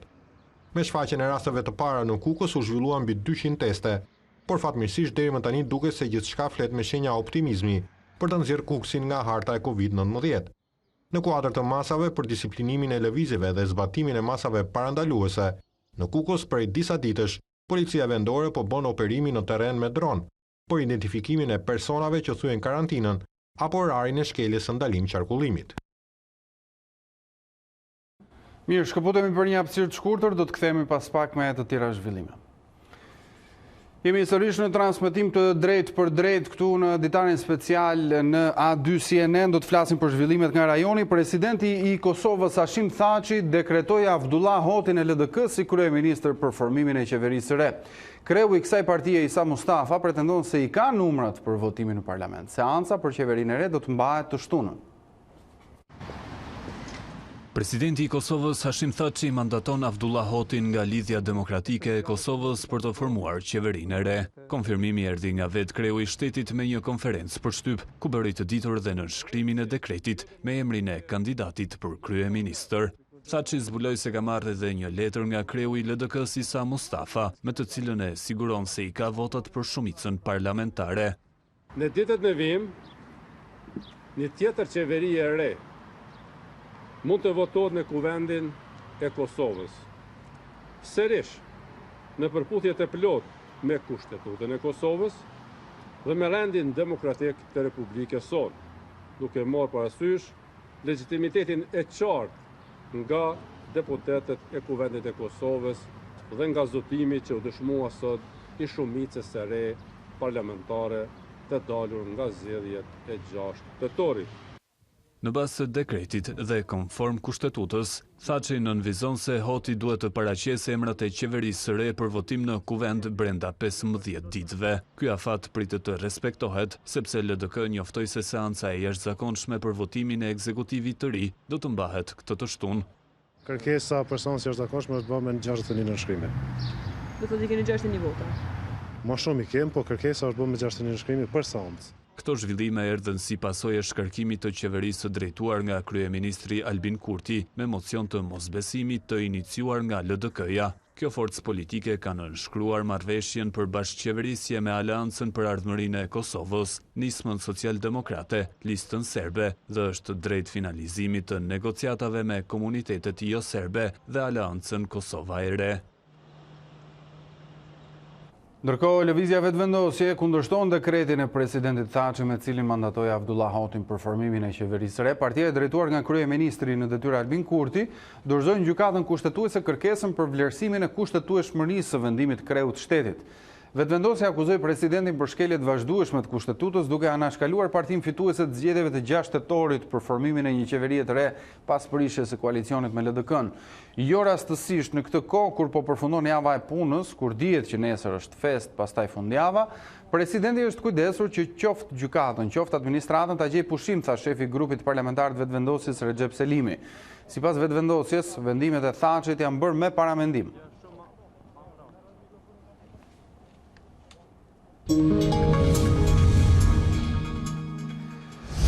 Ndërkohë në Kosovë u raportuan vetëm 9 raste të reja me COVID-19. Numri të shëruarve vijon të rritet dhe 17 persona të tjerë u bashkuan listës së atyre që e kanë fituar betejën me pandeminë. Në vend numërohen gjithsej 799 persona të infektuar dhe 22 viktima. Përballë kritikave për numrin e ulët të testimeve, autoritetet pranuan se nuk ka mjaftueshëm teste për të gjithë popullsinë. Maqedonia e Veriut vijon të raportoj jetë humbura. 4 viktima u shënuan të njëjtën të moshës nga 59 deri në 79 vjeç. Në total, koronavirusi atje ka marrë 77 jetë njerëzish, ndërsa të prekurit janë aktualisht mbi 1400. Mali i Zi, i cili nuk kishte raportuar asnjë rast që prej 24 prillit, njoftoi se një person ishte infektuar duke e çuar totalin në 322 të prekur. Autoritetet shëndetësore në Itali kanë raportuar një ulje të ndjeshme të numrit të viktimave ditore si pasojë e COVID-19. 285 persona kanë humbur jetën në 24 orët e fundit, duke e çuar në rreth 28.000 bilancin total të humbjeve të jetës në vendin fqinj. Rastet e reja me koronavirus ishin rreth 1800, një ulje e numrit krahasuar me ditët e tjera. Në total, më shumë se 205.000 persona janë infektuar me koronavirus. Ndërkohë, është shënuar rekord të shëruarish ku në një ditë mbi 4.600 pacient e kanë fituar betejën me virusin vdekjeprurës. Gjithashtu, për të disatën ditë radhazi, është ulur edhe numri i pacientëve në terapi intensive. Problemet sociale dhe ekonomike po bëjnë gjithnjë më të qarta në Itali në goditur rënd nga pandemia. Ndërsa vendi bëhet gati për rihapjen graduale, punonjësit kërkojnë mbështetje të qeverisë. Giuseppe Conte prezanton në parlament një paketë prej 40 miliardë eurosh për stimulimin e ekonomisë. 4 ditë para se Italia të nisë lehtësimin gradual të kufizimeve, qytetarët rreth vendit janë gjithnjë më të frustruar nga problemet sociale dhe ekonomike që gjeneruan 2 muaj të karantinës. Mjekët dhe infermierët në Torino manifestuan jashtë spitalit të tyre të njëjtën, lidhur me mungesën e pajisjeve mbrojtëse për punojësit që janë në vijën e parë të betejës me COVID-19. Heroj në titujt e gazetave për të trajtuar si lypës, lexoi në një prej banerave, ndërsa në një tjetër shkruaj: "Ndoshta jo gjithçka do të shkojë mirë", në një referencë ndaj frazës që u bë simbol për rreth Italisë. Ndërkaq në Rom një numër i vogël punojësish protestuan jashtë pallatit Chigi, ku është zyra e kryeministrit, për të kërkuar mbështetje financiare nga qeveria, në pamundësi për të shlyer qerat apo kredit. Jemi këtu për të thyer heshtjen lidhur me situatën, jemi treguar të përgjegjshëm e kemi qëndruar në shtëpi gjatë 2 muajve të fundit, por problemet sociale po shtohen dhe premtimet e qeverisë nuk po materializohen. Në një fjalim në parlament, i ndërprer për shkak të kundërshtive të opozitës ndaj faktit se kryeministri italian nuk mbante maskë, Giuseppe Conte tha se do të zbuste gradualisht masat, duke marrë në konsiderat dallimet në nivelin e transmetimit të virusit në rajone të ndryshme. I pari i ekzekutivit të Romës tha se një paketë e re e stimulimit ekonomik që do të prezantohej në pak ditë do të përfshinte 15 miliard euro për kompanit, ndërsa 25 miliard do të shkonin direkt për pagat e punonjësve dhe të vetpunësuarit. Megjithatë, kryeministri paralajmëroi rajonet të mos i ishnin kufizimet në mënyrë të njëanshme pa konsultime. Gjermania është zhytur në recensionin më të thellë që nga lufta e dytë botërore, me bizneset e mbyllura dhe njerëzit e papunë. Sipas autoriteteve, muaji prill e ka çuar papunësinë në nivelin 5.8%. Gjermania është bllokuar në recesionin më të thellë që nga lufta e dytë botërore për shkak të pandemisë COVID-19, u shpreh ministri e ekonomisë. Në muajin prill, vendi regjistroi 2.639.000 të papunë, ose 5.8% raportoi zyra e punës. Kreu i zyrës së punës u shpreh se për skemën mbështetëse do të përdoreshin 26 miliard euro nga rezervat. Papunësia në Gjermani do të ishte akoma më dramatike nëse qeveria nuk do të kishte vënë në zbatim skemën për punë në një kohë afat shkurtër që po u siguron vende pune miliona njerëzve, ka deklaruar ministri Hubertus Heil. Ministri shtoi se situata është e paqartë dhe nuk dihet se deri kur mund të zgjasin rezervat e kësaj skeme. E ndoshta do të duhej të riorganizohej likuiditeti. Kjo skem parashikon punë me orar të reduktuar për punonjësit, por u garanton atyre qëndrim në listë pagesat e kompanive. Donald Trump përshkallzoi akuzat ndaj Kinës lidhur me pandeminë e koronavirusit. Do të bënte gjithçka që unë të humb zgjedhjet, thot presidenti amerikan. Kriza shëndetësore ka goditur rënd ekonominë, e cila sipas të dhënave të fundit ka pësuar të kurjen më të madhe që prej 2008-s. Mes pasigurive dhe pikpyetjeve që po shoqërojnë pandeminë e re, presidenti amerikan për një gjë është i bindur: Kina është përgjegjëse, jo vetëm e akuzon për fshehje të informacioneve, por edhe për sulm personal. Do të bënte gjithçka në dorë për të mundësuar që unë t'i humb zgjedhjet, ishte deklarata e fortë e bërë gjatë një interviste për agjencinë e lajmeve Reuters. Ai tha se Pekini duhej të kishte njoftuar më herët botën lidhur me COVID-19 dhe paralajmëroi se do të përballej me pasoja të shumta. Ka shumë gjëra që mund të bëj, por shohim se çfarë ka ndodhur. Kina do të bëjë gjithçka të mundur që unë të humbas zgjedhjet. Koronavirusi ka dëmtuar rënd ekonominë dikur gumzhitse të Shteteve të Bashkuara, që ishte edhe pika e fortë e Donald Trump në përpjekjen për të siguruar një mandat të dytë. Sipas të dhënave në 3 mujorin e parë të vitit, ekonomia ka pësuar të kurjen më të rënd në më shumë se një dekadë. Prodhimi i brendshëm brut ra me 4.8%, duke i dhënë fund zyrtarisht të rritjes rekord që prej 2014-s, nga mesi i marsit më shumë se 26 milion njerëz kanë humbur vendet e punës dhe ka pasur një rrëshqitje historike në aktivitetin e bizneseve. Ekspertët parashikojnë se rritja do të kurret me 30% ose më shumë deri në qershor. Shtetet e Bashkuara janë vendi më i prekur nga pandemia, me mbi 1 milion të infektuar dhe rreth 58.300 vdekje. Pavarësisht të rënies së shifrave, ekspertët paralajmërojnë se kriza është ende larg fundit. Një njoftim pozitiv erdhi të mërkurën nga ekspertë të shëndetësisë, të cilët thanë se ka prova në rritje se ilaçi eksperimental Remdesivir po rezultonte efikas në shërimin e pacientëve me koronavirus. Ndërkohë, Kina i kërkon politikës amerikane që të ndalojë akuzat për krijimin e virusit pandemik në laborator. Sipas zëdhënësit të Ministrisë së Jashtme kineze, Amerika bën mirë që këto energji t'i harxojë për të përballuar valën e virusit në vendin e saj. Kina i bën thirrje politikanëve amerikanë që të japin fund akuzave për origjinën e koronavirusit dhe të fokusohen te kontrolli i pandemisë në vendin e tyre. Reagimi i zëdhënësit të Ministrisë së Jashtme kineze erdhi pas deklaratave të zëvendës presidentit amerikan Mike Pence, i cili tha se Kina nuk i ka dhënë akses komunitetit të ndërkombëtar në Institutin e Virologjisë në Wuhan për të investiguar mbi origjinën e virusit. Në një konferencë për mediat, Geng Shuang tha se Kina është përgjigjur më herët mbi këto akuza të pabaza. Në një intervistë për Reuters, Dr. Yuan Jiming, kërkues pranë Institutit të Virologjisë në Wuhan, dha një përgjigje shtëruese mbi akuzat drejtuar institutit. Ai e bëri të qartë se nuk ka asnjë shenjë që virusi është krijuar nga dora e njeriut dhe se instituti nuk e ka kapacitetin për të prodhuar një virus të tillë, dhe as se ka bërë ndonjëherë një gjë të tillë. Sipas Shuang, është detyrë e shkencëtarëve dhe ekspertëve mjekësor për të përcaktuar shkaqet e virusit dhe gjithë të tjerët duhet të ndalen me këto akuza drejtuar vendit të tij.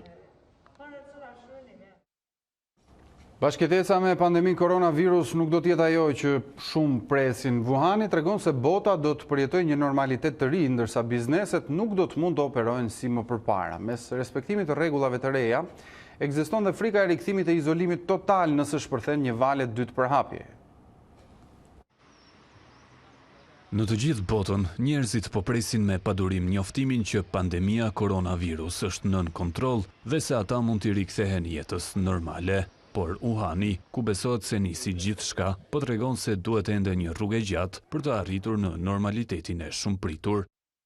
Kur zyrtarët e qytetit kinez lehtësuan kufizimet me 8 prill, duke I dhënë fund izolimit 76 ditor, banorët dhe bizneset lokale mësuan shpejt se rihapja do të ishte tepër e ngadalt dhe me dhimbje të stërsjatur. Pavarësisht eliminimit të masave strikte, dyqanet të shumta janë ende mbyllur, restorantet po operojnë vetëm me dërgesa dhe kur qytetarët dalin nga banesat, duhet ende të veshin pajisje mbrojtëse dhe të shmangin njëri tjetrin.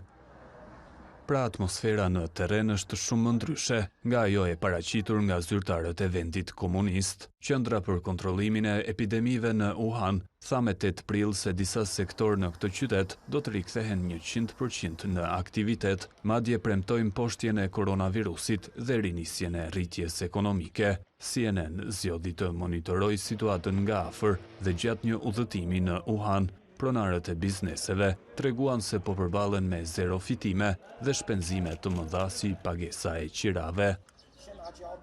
Ekspertët shuajnë optimizmin e autoriteteve kineze, duke pohuar se do të duhen muaj për rimëkëmbjen ekonomike. Prodhimi I brendshëm brutoj provincës Hubei, ku bën pjesë dhe Wuhani, u tkurr me rreth 40% në 3 mujorin e parë të 2020-s. Një shqetësim serioz që shoqëron këtë normalitet të ri është shpërthimi I një vale të dytë përhapjeje të koronavirusit. Shifrat e larta mund të sjellin rivendosjen e izolimit, çka do të shkaktonte një tjetër goditje të rëndë për ekonominë. Aktualisht Kina nuk po mendon për rihapjen e palestrave apo kinemave, gjë e cila le të kuptohet se nuk jemi as pak afër kthimit në normalitetin që e gjithë bota njeh apo një forme të ngjashme.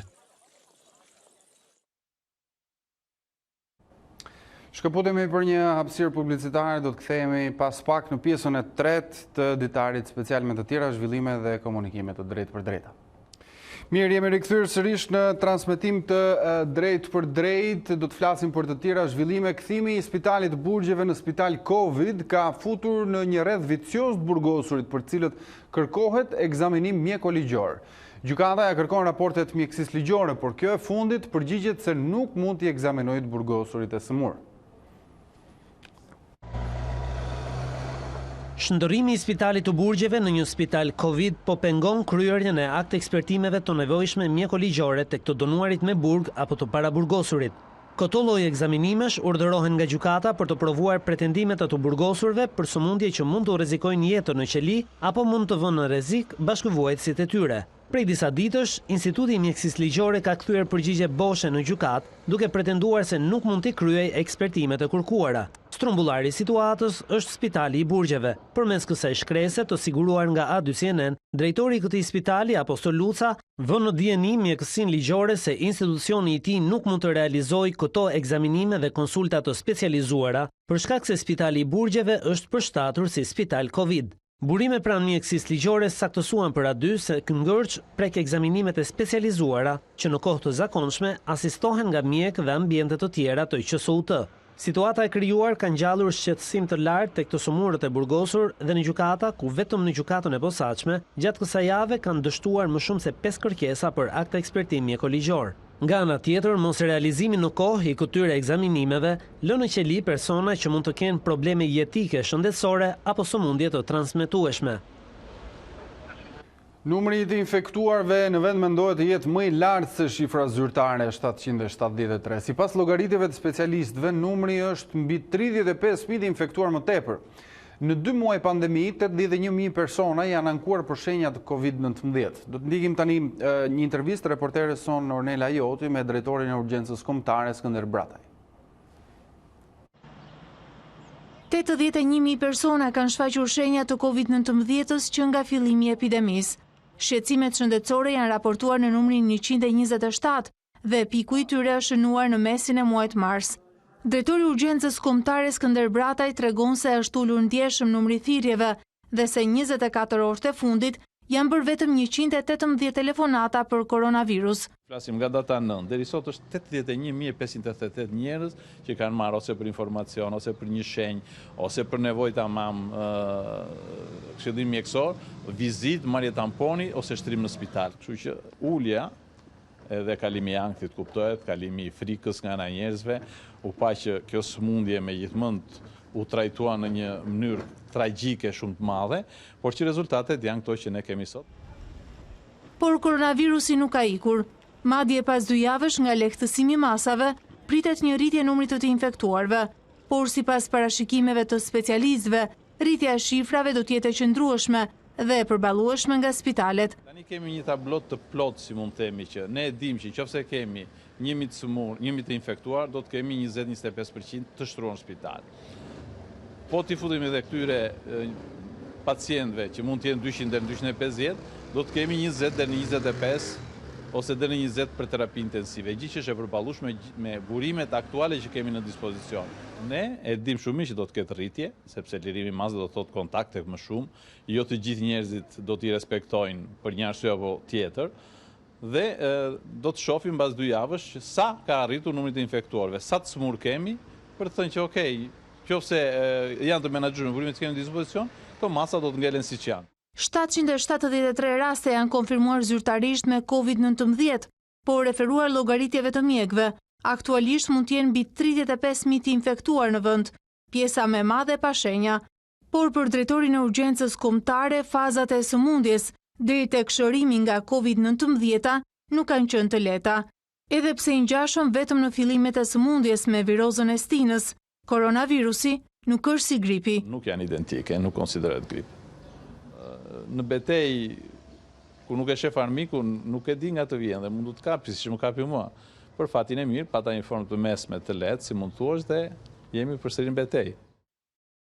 Nuk dihet sa kohë do të na duhet të bashkëtojmë me virusin, ndaj mjekët këshillojnë të respektojmë sjelljet e reja, jo vetëm në rrugë, por edhe kur të fillojë transporti publik, shkollat apo shërbimet e tjera. Çdo bashki ka përpiluar listat e familjeve që do të mbështeten me ndihmat humanitare, por ajo që bie në sy është mungesa e deri tanishme e kostos së shpenzimeve. Pensionistët, familjet me ndihmë ekonomike, kategoritë të ndryshme vulnerabël, janë vetëm disa nga ata të cilëve punonësit e bashkive u kanë trokitur në banesat e tyre. Nismat e ndihmave humanitare që ka bërë bashkia juaj. A dy CNN ka biseduar me disa prej kryebashkiakëve nga veriu në jug, të cilët thonë se mira paku janë adresuar në bashkëpunim edhe me bizneset dhe vullnetarët, kur ndërkohë ka nisur edhe faza e dytë e shpërndarjes. Deri tani janë ndihmuar rreth 3.000 familje në nevojë në bashkinë e Kupsit, duke filluar që sot ka filluar shpërndarja e fazës 2 edhe rreth 70 ton miell për njësitë administrative. Deri tani ne kemi shpërndarë 5.600 pak ushqimesh.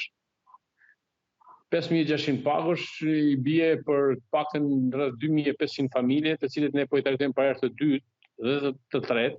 Ne kemi ndihmuar me pako ushqimore 2.205 familje dhe me materiale higjienike, detergjent, me pako të tilla janë 1.493 familje.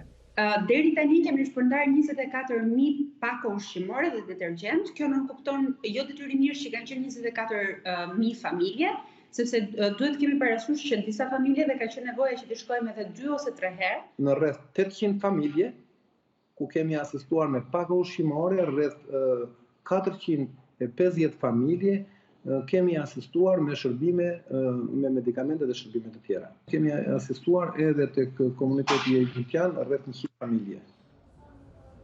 Pavarësisht shifrave që vetë drejtuesit thonë, ata nuk kanë asnjë faturë financiare provizore mbi të gjitha shpenzimet e këtyre ndihmave, as në raportet e vetë institucioneve të qeverisjes vendore e as të donatorëve.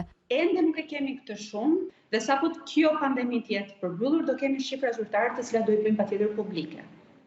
Faturë në lek ne mund ta japim pasi të marrim gjithë faturat e derdhura nga donatorët. Ne si bashki kemi marrë pak, jo lek. Ky detaj i vogël nuk i ka shpëtuar bashkive të Kukësit dhe Shkodrës, që duket se janë të vetmet që llogaritjet i kanë bërë me lapse me letër. Dhe besoj që me gjithë millin dhe para ushqimore deri tani shkojmë ke 20 milion treja që kemi bërë shpërndarje në gjithë bashkinë e Kukësit. Mund të quhet për një shpenzim për ndihmë humanitare me një fond prej rreth 100 milion lekë, të cilat janë alokuar nga të ardhurat e Bashkisë Shkodër. Me zgjerimin e hartës së zonave të gjelbra në javën e ardhshme, bashkitë shpresojnë që qytetet e tyre të kenë më shumë frymarrje edhe nga ana ekonomike. Rreth 213.000 pako janë shpërndarë si ndihma humanitare nga instancat shtetërore deri në datën 29 prill. Kreu i emergjencave civile Haki Çako në një intervistë për Radio CNN përgënjeshtron akuzat e Partisë Demokratike se janë shpërndarë rreth 9.000 pako.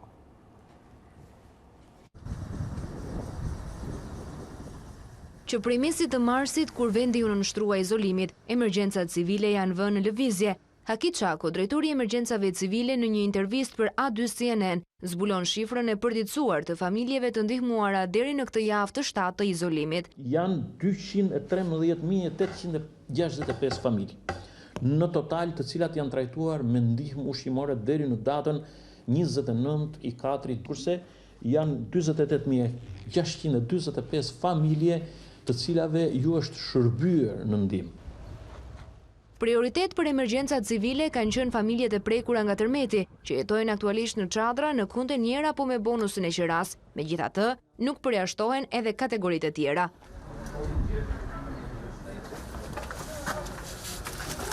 Unë nuk kam ndërmend të bëj politik. Numri 1 i emergjencave civile thotë se refuzon të bëj politik, por nuk kursen një përgjigje për Partinë Demokratike, që ka akuzuar për titërsim të shifrave me ndihmat humanitare. Ajo çfarë ka lançuar opozita, në rastin konkret, është një paragraf, një segment i caktuar i informacionit, ndërkohë që me dashje, apo jo, nuk mund ta them, është dhënë vetëm një fragment i informacionit. Është dhënë vetëm një fragment i informacionit, është dhënë vetëm një paragraf i informacionit. Ndërkohë që informacioni vazhdon i specifikuar me të gjitha qarqet, me të gjitha kontributet dhe vazhdon dhe me përmbledhjen. Nëse do ta marrim në kontekstin e rreshtave apo të paragrafeve, sigurisht që shifrat nuk janë ato. Në vend që PD të merret me të pavërteta, thot Çako, ka një ftesë tjetër për të bërë. Do ta kisha shumë në kënaqësi që qoftë edhe një përfaqësues i Partisë Demokratike apo i kujtoj force tjetër politike, na ishte bashkuar në një veprim apo në një prezencë për të çuar qoftë edhe formalisht një pagë. Përveç shifrave të familjeve, autoriteteve i mungon një shifër provizore për shpenzimet e deritanishme në rang vendi. Por Partia Demokratike vijon të ngul këmbë se qytetarët janë braktisur nga qeveria dhe se shifrat që sipas saj pretendohet nuk janë të vërteta. Albana Vokshi tha në A2 CNN se organet kompetente duhet nisin hetimet. Shifrat qeveritare nuk bindin Partinë Demokratike. Sipas demokratës Albana Vokshi, gjendja në terren është shumë ndryshe nga realiteti virtual që përcjell kryeministri përmes mashtrimeve kriminale, citon ajo në Facebook.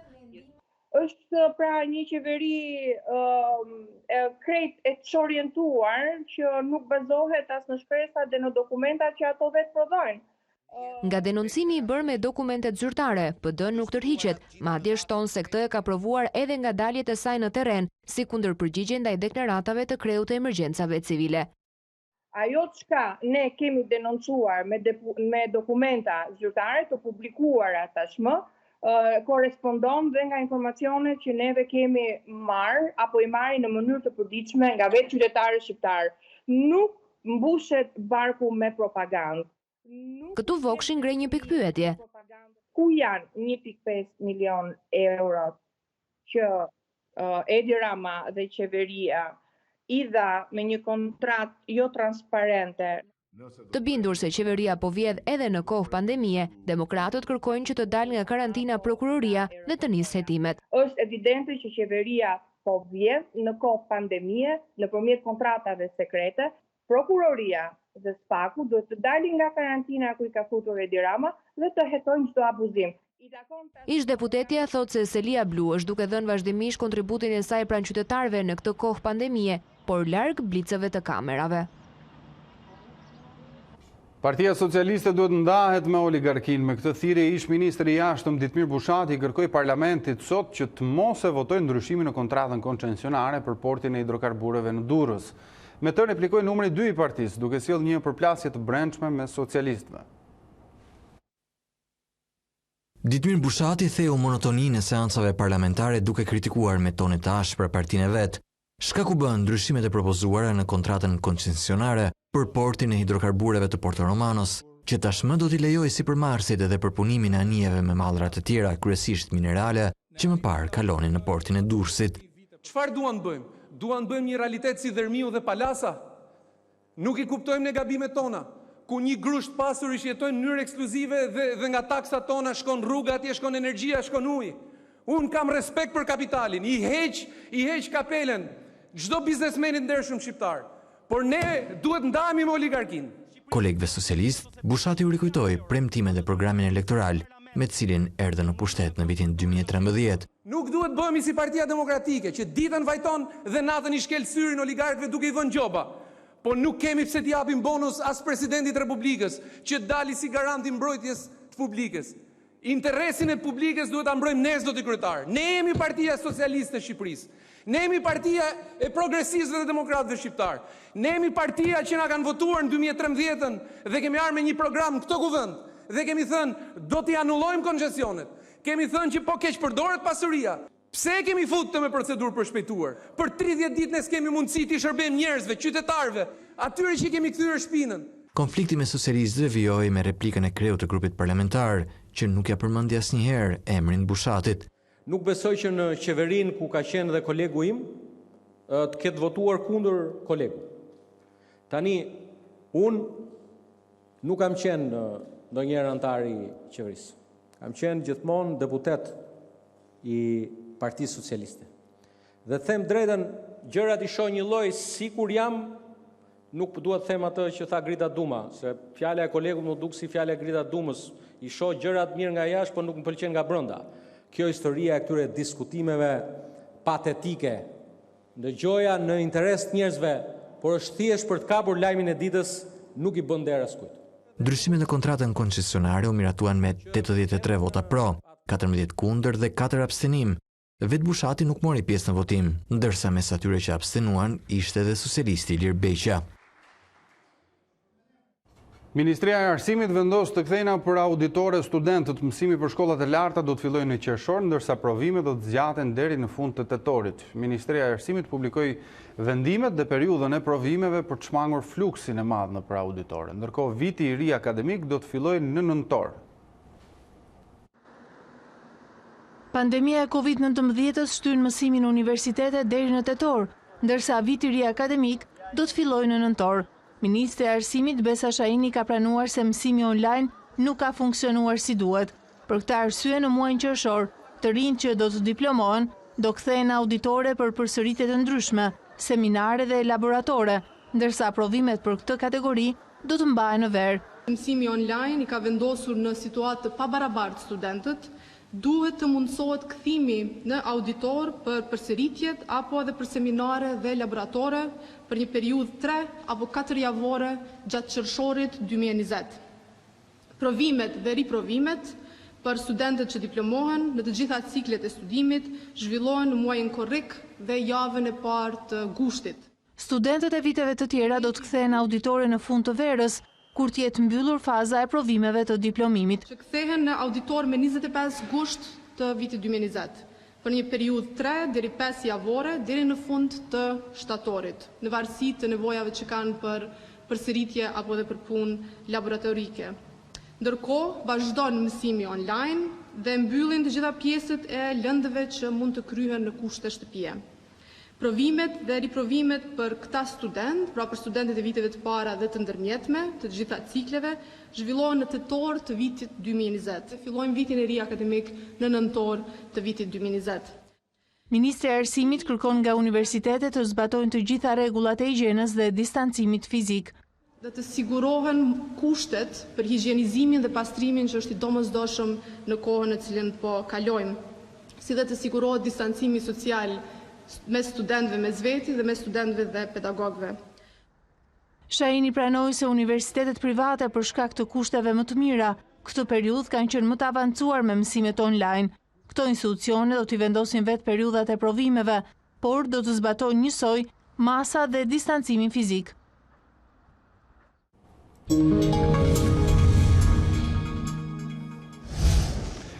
Europa ka nisur rihapjen graduale të ekonomisë dhe jetës sociale, por sa i takon turizmit, po heziton të lëshojë dorën. Gjermania paralajmëron qytetarët e saj që të mos planifikojnë udhëtime jashtë vendit deri në 14 qershor. Edhe shtetet e tjera ndërkohë kanë rezerva dhe po studiojnë mënyrat se si mund të lejojnë turistët në vend. Gjermania po hedh hapa të kujdesshëm drejt zbutjes së masave për frenimin e pandemisë, e që për javës së kaluar ka lejuar rihapjen e dyqaneve dhe shkollave për më të vegjëlit, por në atë që u pasi goditje e rëndë për turizmin, autoritetet zgjatën paralajmërimin kundër udhëtimeve jashtë vendit deri në 14 qershor.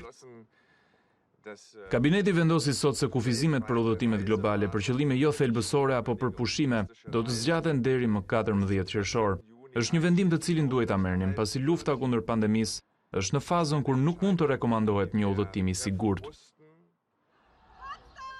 Pronarët dhe punonjësit e agjensive të udhëtimeve dolën në rrugë në 30 qytete për të kërkuar mbështetjen e shtetit gjatë krizës. Shoqata e operatorëve turistik raporton 4.8 miliard euro humbje. Tkurja e ekonomisë deri në fund të vitit pritet të jetë rreth 6.3%, me ministrin Peter Altmaier, që foli për recesionin më të rëndë në historinë e Republikës Federale Gjermane. Qeveria Merkel po tregohet të jetë e kujdesshme me rihapjen, ndërsa rastet e reja kanë shënuar rritje për 4 ditë radhazi. Turizmi kontribon me 10% të ardhurave të Bashkimit Evropian dhe shtetet anëtare janë në ndrysni për të rikthyer lëvizjen brenda dhe jashtë vendit. Kroacia kërkon krijimin e korridoreve për turistë mes vendeve të BE-s, me epidemiologët që do të vendosin rregullat e lëvizjes. Ka raportime se turistët çek do të lejohen në Kroaci në korrik dhe gusht. Austria mund të aplikojë një rikthim me faza në aktivitetin turistik, që nis me lejimin e vizitorëve gjerman. Në Spanjë hotelet do të rihapen nga 11 maj me rregullat e distancimit social, por shoqata e biznesit të hotelerisë në Madrid proteston se klientët e kanë të pamundur të vinë për shkak të mbylljes së kufive dhe mungesës së fluturimeve. Dalja e Francës nga izolimi pritet të nisë në 11 maj, por udhëtimet deri në 100 kilometra do të lejohen vetëm për arsye familjare apo profesionale. Sa i përket plazheve, nëse do të rihapen, qasje mund të kenë vetëm vendasit. Franca thotë se nuk mund të shkohet në det të paktën deri në qershor, e të njëjtën gjë po mendon edhe Spanja. Mirë, mbetemi në Europë dhe do të flasim për Zvicrën, shtet i cili në raport me situatat e krijuara në vende të tjera, të paktën në aspektin mediatik ka raportuar një situatë më të qëndrueshme. Zvicra aktualisht numëron thuajse 30.000 të infektuar në numrin total që prej nisjes pandemisë, atje numërohen 1737 jetë të ndara dhe nga i gjithë totalit të infektuarve raportohen 23.100 të shëruar. Por çfarë po ndodh vërtet në Zvicër? Çfarë masash janë marrë dhe çfarë pritet në vijim të paktën për javët apo muajt e verës? Ne kemi një komunikim të drejtë për drejtë për Parim Avdilin, deputet në zyri për të biseduar dhe për të kuptuar më mirë se çfarë po ndodh vërtet në Zvicër. Për Parim, mirëmbrëma, përshëndes, faleminderit që jemi ne. Përshëndetje, mirëmbrëma dhe faleminderit gjithashtu. Referuar shifrave zyrtare në Zvicër, për Parim nuk është se ka pak të infektuar, por në raport me shtetet dhe situatat e krijuara në vendet e tjera të Evropës, Zvicra duket se e ka nën kontroll situatën, apo jo? Çfarë mund të themi? Po, besoj gjithashtu që mund të thuhet lirisht që Zvicra ka nën kontroll situatën. Natyrisht edhe numri 30.000 të infektuarve nuk është i vogël, edhe me diku pak se 1.500 të vdekur, natyrisht që është shqetësues, mirë po lirisht mund të thotë që tani më Zvicra ka nën kontroll situatën, me që ditë për ditë po zvoglohet edhe numri i ri të infektuarve. Kështu që masat që ndërmarri qeveria e Zvicrës qendrore tregon sukses, edhe tani po fillojnë që të rihapin pra pikërisht shoqërinë, tregun, bizneset, sepse masat e ndërmarra kishin sukses dhe e kanë në kontroll situatën. Edhe pse normalisht që duhet patjetër të ndjeken udhëzimet e Ministrisë së Shëndetësisë në aspektin e distancës, të maskave, edhe pse nuk janë të detyrueshme, mirë po prapë se prapë duhet të respektohen ato. Do të pyes për disa tema, disa çështje përparim, po ndërkohë pyetjen e radhës dua të ta drejtoj për atë se çfarë thon specialistët, ekspertët, epidemiologët apo ata që punojnë në fushën e shëndetësisë. A cilësohet i kaluar piku, besoj, në Zvicër, çfarë raportohet? Po, cilësohet se i kaluar, këtë kishte raportuar edhe Ministria e Shëndetësisë në Zvicër dhe për këtë arsye filloi edhe me rihapjen e disa masave të ndërmarrë, domethënë të kthimit në një normalitet në thojza spaku, sepse normalitet nuk dihet se kur do kthehet. Mirë po besohet që spaku për momentin kemi kaluar atë pikun, shpresojmë që nuk do të ketë edhe një valë të dytë, sepse për atë po flitet edhe që mund të ketë një valë të dytë ndoshta. Megjithatë, ngjelet e përgjegjësia e çdo qytetari që mos të shkojmë tek një valë e dytë dhe me masat e ndërmarra dhe me disimin e qytetarëve tani që gjithkush e ka parasysh rrezikun e mundshëm të këtij virusit, që edhe të stabilizohet edhe nëse lirohen pra disa gjëra. Në nisje të gjithë kësaj situate përparim të paktën në Shqipëri, por edhe në vende të tjera u ngjall debati i numrit dhe i raportit të testimeve. A ka qenë një njëjti debat edhe në Zvicër, pra niveli i duhur ose jo i testimeve? Tani, normalisht që kemi pas edhe këtu debatet ndryshme në lidhje me numrat ose testimet që po bëhen, edhe a janë të mjaftueshme këta testime apo jo. Unë besoj që Zvicra ka bërë jashtëzakonisht shumë testime, deri në 6.000 testime në ditë, për diku 20-30 ditë rresht. Ndoshta kishte mundur të bënte edhe më shumë, megjithatë në bazë të këtyre testimeve u tregu që kishte sukses me strategjinë e tyre. Përgjegjësia e institucioneve dhe besueshmëria nga njerëzit në institucione në qeveri është shumë e lartë në Zvicër. Duhet ta keni parasysh ndoshta për dallim me Shqipërinë. Prandaj dhe këto debate nuk e kishin atë intensitet të madh nëpër media apo në shoqërinë tek njerëzit, sepse i besonin institucioneve shtetërore si Ministrisë së Shëndetësisë për shembull, dhe duke pas parasysh edhe tani suksesin pra pikërisht të kësaj strategjie, normalisht që kërkohet edhe rihapja e shoqërisë, pra rikthimit të një normaliteti. Çfarë ishte kjo pandemi në raport me sistemin shëndetësor zvicerian përparim? A ishte një goditje e fortë apo tregoi që kishte një sistem me themelet forta? Zvicra njihet si një vend me një siguri jashtëzakonisht të madhe edhe në aspektin shëndetësor, edhe kjo gjë u dëshmua edhe tani, pra pikërisht në këtë kohë krize, ne fatmirësisht mund thuhet që që sistemi shëndetësor nuk e arriti limitin e saj, pra kishte vazhdimisht rezerva apo kapacitete shtesë që të pranonte në rast nevoje pra pacientë edhe më shumë. Megjithatë normalisht që nuk mund ta shpëtonte çdo kujt jetën, sepse virusi kishte edhe atë fuqinë e saj, prapë se prapë mund thuhet që sistemi shëndetësor tregoi dhe cilësinë e vetë, tregoi edhe cilësinë e sistemit shëndetësor, tregoi cilësinë sistemit shtetëror, politik, organizativ të Zvicrës. Kështu që edhe kjo pra një dëshmi e suksesit. Përparim pak më herët ti na the që ka nisur një farë lehtësimi i masave të izolimit, po në fillim të pandemisë çfarë vendosën pra, sa të forta, sa të ashpra ishin masat e izolimit në Zvicër? Masat erdhen gradualisht, edhe këtu hap pas hapi, fillimisht edhe në Zvicër normalisht si në çdo vend tjetër ishin të shokuar, nuk dinin se si të reagonin vetë njerëzit, pastaj veçëria filloi të ndalonte evenimentet, takimet apo tubimet e mëdha, fillimisht me mbi 1000 persona, pastaj e ulën numrin vazhdimisht derisa e ulën në 5 persona. Paka shumë masa të ngjashme me vende tjera të Evropës. Derisa erdhe edhe ai lockdown, pra një lloj mbyllja e madhe. Emergjente, mbyllja e madhe pa pikërisht, që është parapadhe me ligj në Zvicër, që është votuar edhe prej qytetarëve të Zvicrës fatmirësisht para disa viteve, pikërisht për situata të tilla. Dhe u mbyll pothuajse gjithçka, restorante, domethënë gjithçka ku njerëzit mund të takoheshin, u mbyllën edhe parqet, vetëm gjërat që ishin hapun ishin normalisht vende pune, më thonë zyrat, vendet ku punohet, pra spaku, do më thonë, ato biznesa apo ato vende pune, kompani që kryen shërbime themelore, do më thonë bankat, spitalet, e kështu me radhë, që kryen shërbime themelore dhe jo si për shembull restorantet, baret apo biznese tjera, këto gjithë u mbyllën.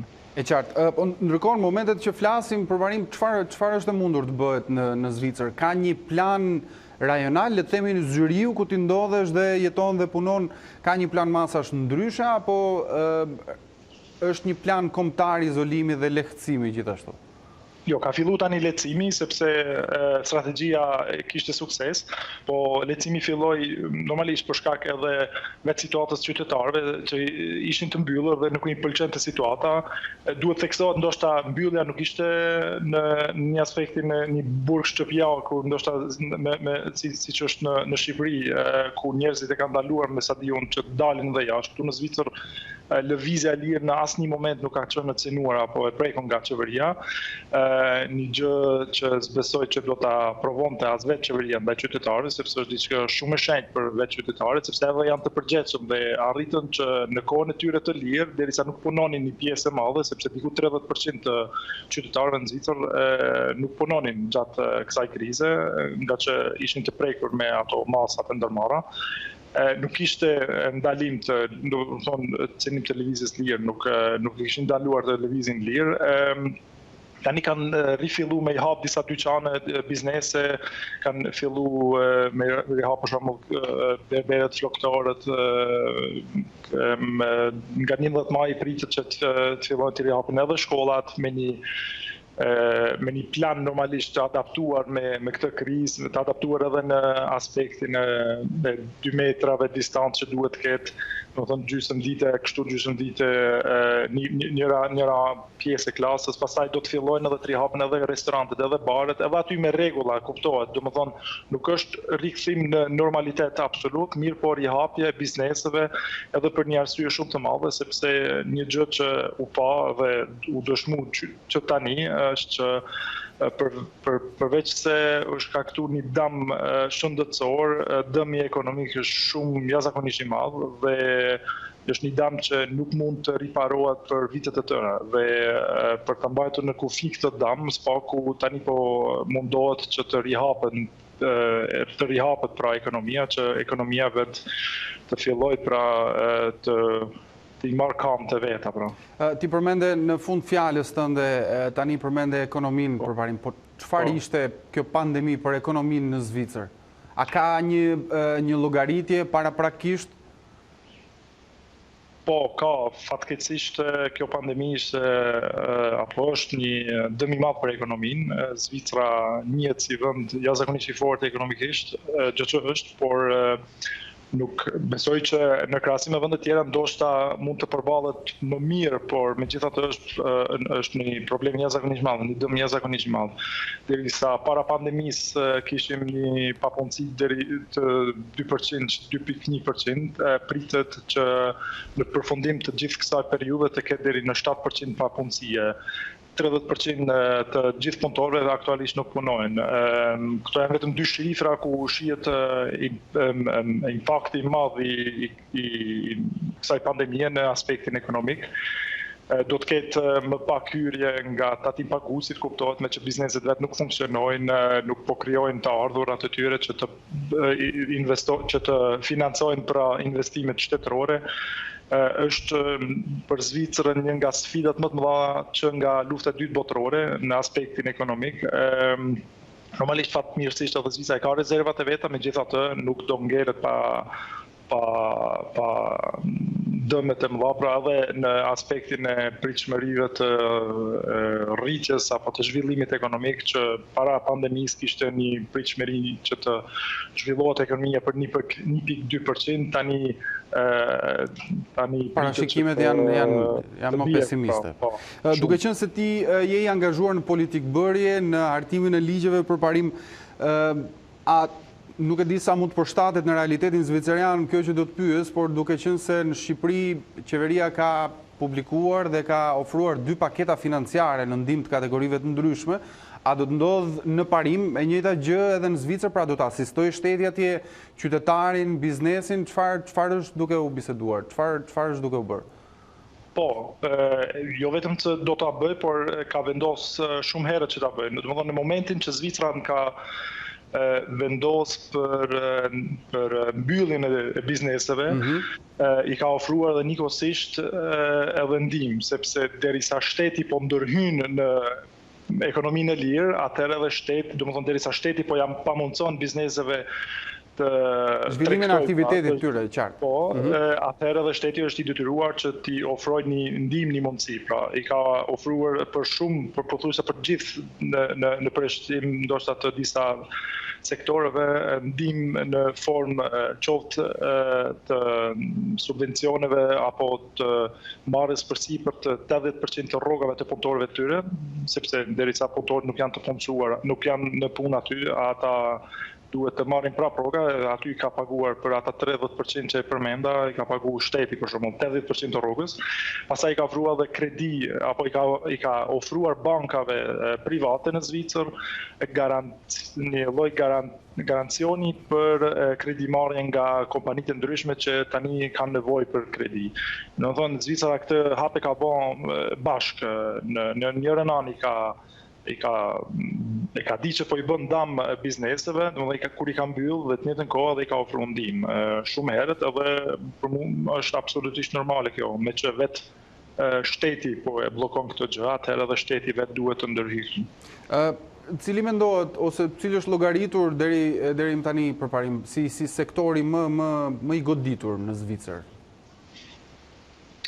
Normalisht sektori i gastronomisë, hotelerisë dhe turizmit janë si në çdo vend tjetër ka shumë të prekur. Megjithatë edhe nuk duhet harruar edhe këto sektore tjerë të eksportit, për shembull, ose të tregtisë në përgjithësi, sepse në Zvicër është e varur ekonomikisht nga tregtia, çdo 50% të ardhurave zvicrane fitohen nga jashtë dhe aty për tani nuk ka shifra të sakta, kuptohet, por edhe aty pritet që të ketë dëme të mëdha. Zhvillimi në përgjithësi është në rënje tani, nuk është se siç e thash edhe më herët, është pritet që të ketë zhvillim pozitiv. Tani po i futemi në recensioni dhe këtu nuk ngelet askush pa u prek. Ndërkohë në Zvicër ka një komunitet të konsiderueshëm shqiptar, për cilën Shqipëria dhe Kosova të dyja bashkë e shohin me krenari, të paktën pjesën e shqiptarëve të Zvicrës. Çfarë informacionesh ke përparim? Si janë ndodhur ata? Çfarë mund të themi në këtë situatë? Nuk besoj që dallohen shqiptarët, komuniteti shqiptar këtu me shoqërinë në përgjithësi në Zvicër, nga që janë edhe mirë të integruar. Nuk e di, nuk kam shifrat që shqiptarët janë më shumë apo më pak të prekur në aspektin shëndetësor, as edhe në aspektin ekonomik, me që janë të integruar në çdo sektor, në çdo rreth në çdo biznes, kanë ndërmarrjet e veta që janë normalisht të prekun si çdo biznesmen tjetër, kanë fëmijë që shkojnë në shkollë, janë vetë punëtor e kështu me radhë. Kështu që shqiptarët normalisht si çdo qytetar tjetër edhe në Zvicër janë të prekur nga kjo. Sigurisht që edhe është një problem tjetër tani biseda e rihapjes së kufive që po afrohemi sezonës verore dhe shqiptarët si zakonisht që i bën pushimet e tyre në atë vej, pra në Kosovë, mas në Shqipëri, tani nuk janë të sigurt nëse mund t'i bëjnë këto pushime pikërisht aty apo duhet të qëndrojnë në Zvicër. Kjo ndoshta mund të dallohet nga të tjerët. Në fakt, hapja e kufive sot në daljet publike të Ministres Shëndetësisë dhe të Kryeministrit këtu në Tiranë shihet ende si diçka që duhet vi, pra nuk ka asgjë të vendosur ende, kufit mbeten të mbyllur, po ndërkohë komunikimi midis Zvicrës dhe kryesisht Kosovës apo edhe Shqipërisë mbetet edhe në terma financiare, apo jo, lidhjet familjare bëjnë të vetën, ashtu siç ka ndodhur gjatë gjithë këtyre viteve me dërgesa apo ndihma financiare. A mendon se kjo e ka zerruar gjithë kjo situatë, pra këtë pjesë komunikimi nëpërmjet monedhës, ndihmës financiare që shqiptarët e Zvicrës sjellin në Kosovë apo në Shqipëri? Edhe në Zvicër nuk dihet për një datë, domethënë nuk është caktuar një datë kur do rihapen kufijt. Ka një pasiguri të madhe. Aktualisht kufijt janë të mbyllur për të gjithë, përveç se në raste specifike, raste familjare, urgjente, kështu siç dihet. Në aspektin pa pikërisht Zvicër-Kosovë ose Zvicër në vendet shqiptare, ky aspekti financiar besoj që do jetë problemi i madh. Tani ka komunikim edhe financiar, pra normalisht që familjet këtu po i mbështesin familjet e tyre, ka disa iniciativa private të fondacioneve të ndryshëm në Kosovë, Maqedoni, Shqipëri me stadion, ku po bëhen thirrje pra pikërisht në këtë fazë të ndihmojnë, megjithatë edhe vetë qytetarët apo shqiptarët në Zvicër për shembull janë vetë të prekur financiarisht. Domethënë tani gjithkush është pak më pasiv se sa siç ishte, por normalisht që do ndodhë edhe një strategji për Kosovën, Shqipërinë apo vendet në përgjithësi në Ballkan, nëse edhe në këtë pushim veror diaspora shqiptare nuk arrin të i bëjë pushimet e tyre atje, gjë që dihet që është një aspekt jashtëzakonisht i rëndësishëm në aspektin ekonomik, ky konzumim, se nuk është lloj investimi, po thjesht vetë konzumimi që është i rëndësishëm për ekonomitë edhe Shqipërisë, të turizmit, po edhe të Kosovës. Nëse nuk hapen kufijt, atëherë do shkaktohet edhe një problem tjetër. Besoj se kontakti i vetëm këtë vit, ashtu siç e përmendë pak në fund, do jetë nëpërmjet turizmit apo jo, pra në momentin e hapjes kufijve. Bashkë njemi përpara disa viteve, jemi njohur dhe komunikuar në samitin e parë të diasporës. Mendon se diaspora kontaktin me Shqipërinë dhe Kosovën këtë moment pra po pret që të ketë nëpërmjet turizmit dhe pret hapjen e kufijve apo jo? Po, me që është një lidhje familjare, është një zakon i tyne pra, që t'i bëj pushimet atje, të vazhdoj komunikimin. Komunikimi ekziston tani në mënyrë virtuale. Nuk besoj që do ketë për momentin gatishmëri të madhe nga diaspora në aspektin e investimeve ndryshme, nga që vetë diaspora që jeton në përvendet e Evropës apo kudo janë të prekur. Është ndikuar ashtu si francezët, zvicerianët, italianët e tjerë. Gjithkush është i prekur në aspektin ekonomik dhe ka një pasiguri të madhe për vetën, biznesin e vet. Dhe është gjë normale që nuk do ketë prioritet ndoshta atë aspekt. Megjithatë nuk besoj që nuk do bëhet asgjë, por gjithçka varet nga zhvillimet qoftë edhe të epidemisë në aspektin e shëndetësisë shëndetësor, por edhe nga aspekti politik të rihapjes së kufijve e kështu me radhë. Sigurisht që parësor është shëndeti, po ndërkohë unë dua të të pyes personalisht, ti je deputet në zyri, si ka qenë të ushtroje funksionin dhe detyrën tënde gjatë kësaj kohe? Si e keni bërë? Në fakt, kuvendi jonë dje kishte në mbrëm, domethënë, të mërkurën, si zakonisht ne kemi një javë takimet e kuvendit, seancën e kuvendit, dhe dje për herë të parë që nga mbyllja, që nga lockdowni kishim seancën e parë. sepse në momentin që erdhi lockdown edhe seancat u anuluan për shkak të siguri në aspektin shëndetësor, kuptohet. Jo që e kishim të ndaluar sepse kuvendeve apo demokracisë në përgjithësi nuk ju është ndaluar, as nuk mund të ndalohet funksionimi i vet, sepse në kantone të ndryshme në Zvicër kishte edhe zgjedhje dhe votime të ndryshme. Normalisht brenda aty në rrethanave të mundshme në këtë aspektin shëndetësor. Brëme kishim seancën e parë në një sallë tjetër ku garantoheshte edhe distanca 2 metra. Mbledhjet e komisioneve, mbledhjet mitinget e ndryshme që i kishim, i kemi aktualisht gjithë përmes videokonferencave, besoj siç po i bëjnë edhe të gjithë të tjerët. Duhet të mësojmë pra të punojmë ndryshe, sepse politika, sidomos në Zvicër, është sidomos politike drejt për drejt, debateve të drejt për drejt me njerëzit, si demokracie drejt për drejt vetë, dhe tani po bëhet demokracia virtuale. Normalisht që duhet ta mësojmë këtë, por është shumë me një rëndësi shumë të madhe edhe në aspektin demokratik, pra që politika apo demokracia, funksionimi i demokracisë të garantohet dhe të funksionojë edhe në një kohë krize. Zvicra është e njohur për referendumet e saj lokale dhe ti përmende që ka patur zgjedhje gjatë kësaj periudhe, është interesante të dim. Për çfarë çështjesh janë votuar?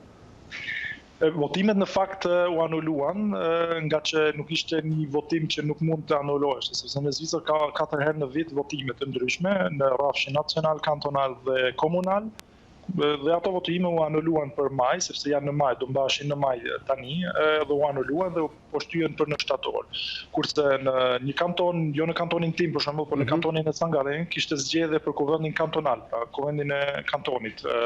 Kishte zgjedhje normale, u zgjedh tani s'ka 2-3 javë që zgjedh kuvendi i ri i kantonit, pra në brenda kësaj krize, pra. Praktikisht në pikun e epidemisë janë zhvilluar zgjedhje. Po, sepse nuk ishin si të udhës që pandemia, kjo krizë ta pamundësoj demokracinë.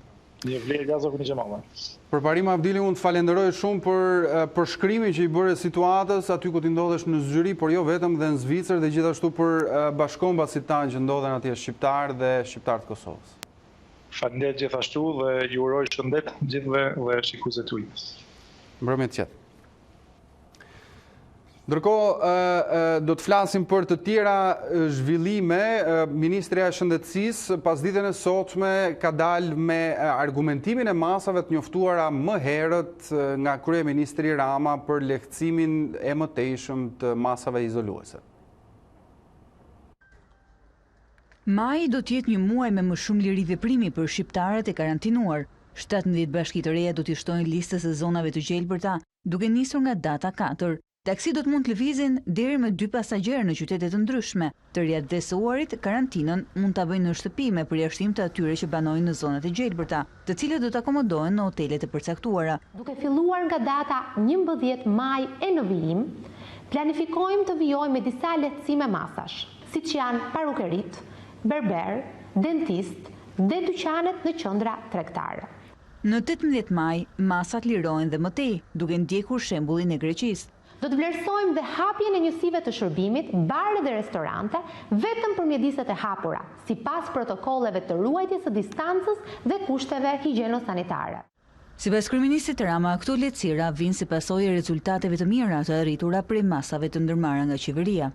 U siguroj që po të më thoshin sot ik nga kjo zyrë, mos u merr më kurrë me politikë, sepse po ik ti, Covidi do iki nesër, sot unë do isha duke u dhënë lam të mirën me lumturinë më të madhe. Ndërkaq liria e lëvizjes fillon të shtohet që prej fundjavës, pensionistët do të lejohen të dalin lirish deri në orën 10 të shtunës dhe të dielës. Më pas, siç njofton kryeministri në Facebook, stafeta i kalon prindërve me fëmijë që liri daljen gjatë këtyre 2 ditëve e kanë prej orës 11 deri në 17:30. Ndonse e diela është totalisht e mbyllur, të shtunën ushqimore dhe farmacit mund të funksionojnë. Ndërkaq kriza e koronavirusit ka ndryshuar sjelljen konsumatore të qytetarëve shqiptar. Mungesa e të ardhurave dhe pasiguria për të ardhmen i ka përqendruar të gjitha shpenzimet tek ushqimi që konsiderohet edhe si shpenzim bazik, duke shmangur blerjen për produktet e tjera, të konsideruara në këtë situatë si të panevojshme. Kriza në ekonominë shqiptare është ndjerë edhe në xhepat e familjeve si pasojë e masave të marra në kuadër të parandalimit të koronavirusit. Mbyllja e bizneseve që kanë nxjerrë mbi të paktën 60.000 persona të papunë ka vënë në vështirësi të mëdha të ardhurat e qytetarëve. Kriza nga pandemia ka ndryshuar mënyrën se si po shpenzojnë të ardhurat qytetarët. Blerjet e tyre janë orientuar drejt nevojave bazike, kryesisht për produkte ushqimore, por në një kohë kur nuk dihet ende sa do të zgjasë pandemia, pasigurit janë të mëdha për konsumatorët. Kemi qenë shumë mirë, jo keq. Sara kjo, shkuam në zero. Perime, ushqimet, gjitha mëj. Lave që s'kemi bler, ato që kemi pasur. Drita s'kemi paguar, kemi marrë i kredi, e kemi shtyrë. Ushqime asgjë tjetër. Kafe s'ka, kështu që vetëm për ngrënë. Pensionet kanë pa ato, kështu që një lloj, nuk ka ndonjë ndryshim. Për të përditshmet. Për ushqime? Për ushqime. Në momenti që merr më pak, do shpenzosh më pak. Në fillim ishin ato ditët para që shpenzuam më shumë, por më pas si zakonisht. Situatën në teren e mbështesin edhe shifrat e fundit të Institutit të Statistikave, që tregojnë se konsumi është orientuar vetëm tek mallrat e grupit ushqime dhe pija alkolike. Përmirësimi i cilësisë së ajrit ka kursyer mira jetë njerëzish në Europë sipas një studimit realizuar së fundmi. Edhe Agjencia Ndërkombëtare për Energjinë Bërthamore thotë se emetimet e dioksidit karbonit kanë shënuar një rënje rekord si pasojë e izolimit. Covid-19 ka marrë mbi 220.000 jetë njerëzish në botë, por edhe ka kursyer shumë të tilla. Përmirësimi i cilësisë së ajrit për shkak të kufizimeve për frenimin e pandemisë ka reduktuar me 11.000 numrin e vdekjeve të shkaktuara nga ndotja në Britaninë e Madhe dhe shtetet të tjera të Europës. Në rang global, shifra mund të jetë shumë më e lartë. Sipas një studimi, rënja drastike e qarkullimit rrugor dhe emetimeve të gazrave me efekt serë ka rezultuar gjithashtu me 6.000 raste më pak të fëmijëve me azëm dhe ka reduktuar lindjet e parakoshme. Autorët e raportit thonë se izolimi ka ofruar një dritare të përkohshme tek një mjedis më i shëndetshëm, i cili do të ishte i mundur nëse bota heq dorë nga industritë e karburanteve ndotës. Krahasuar me të njëjtën periudhë të vitit të kaluar, niveli i dioksidit të nitrogjenit ka rënë me 40%, ndërsa grimcat e njohura si PM2.5 janë 10% më pak, çka nënkupton se qytetarët pa Covid-19 mund të marrin frymë më lirshëm. Këto dy forma të ndotjes që dobësojnë zemrën dhe sistemin e frymëmarrjes janë përgjegjëse për gati 470.000 vdekje në Europë çdo vit. Studiuesit vlerësojnë se numri më i lartë i vdekjeve nga ndotja është shmangur në Gjermani, Britaninë e Madhe, Itali, Francë dhe Spanjë. Gjithashtu Agjencia Ndërkombëtare për Energjinë Bërthamore tha se emetimet globale të dioksidit të karbonit kanë shënuar një rënje rekord prej 8%. Megjithatë, kreu i agjencisë thotë se përballë numrit të lartë të viktimave nga pandemia dhe traumës ekonomike, rënja historike e emetimeve nuk është diçka për tu festuar. Këtu me këto informacione kemi mbritur në fund të kësaj hapësire të gjatë informative. Përpara se të ndahemi si gjithnjë, ju kujtoj të klikoni edhe faqen tonë të internetit a2cnn.com, ku do të gjeni të përditësuara zhvillimet kryesore nga vendi, rajoni dhe bota, por gjithashtu na gjeni edhe në rrjetet sociale Facebook, Instagram apo YouTube. Unë ju falenderoj për vëmendjen, bashkë mirupafshim.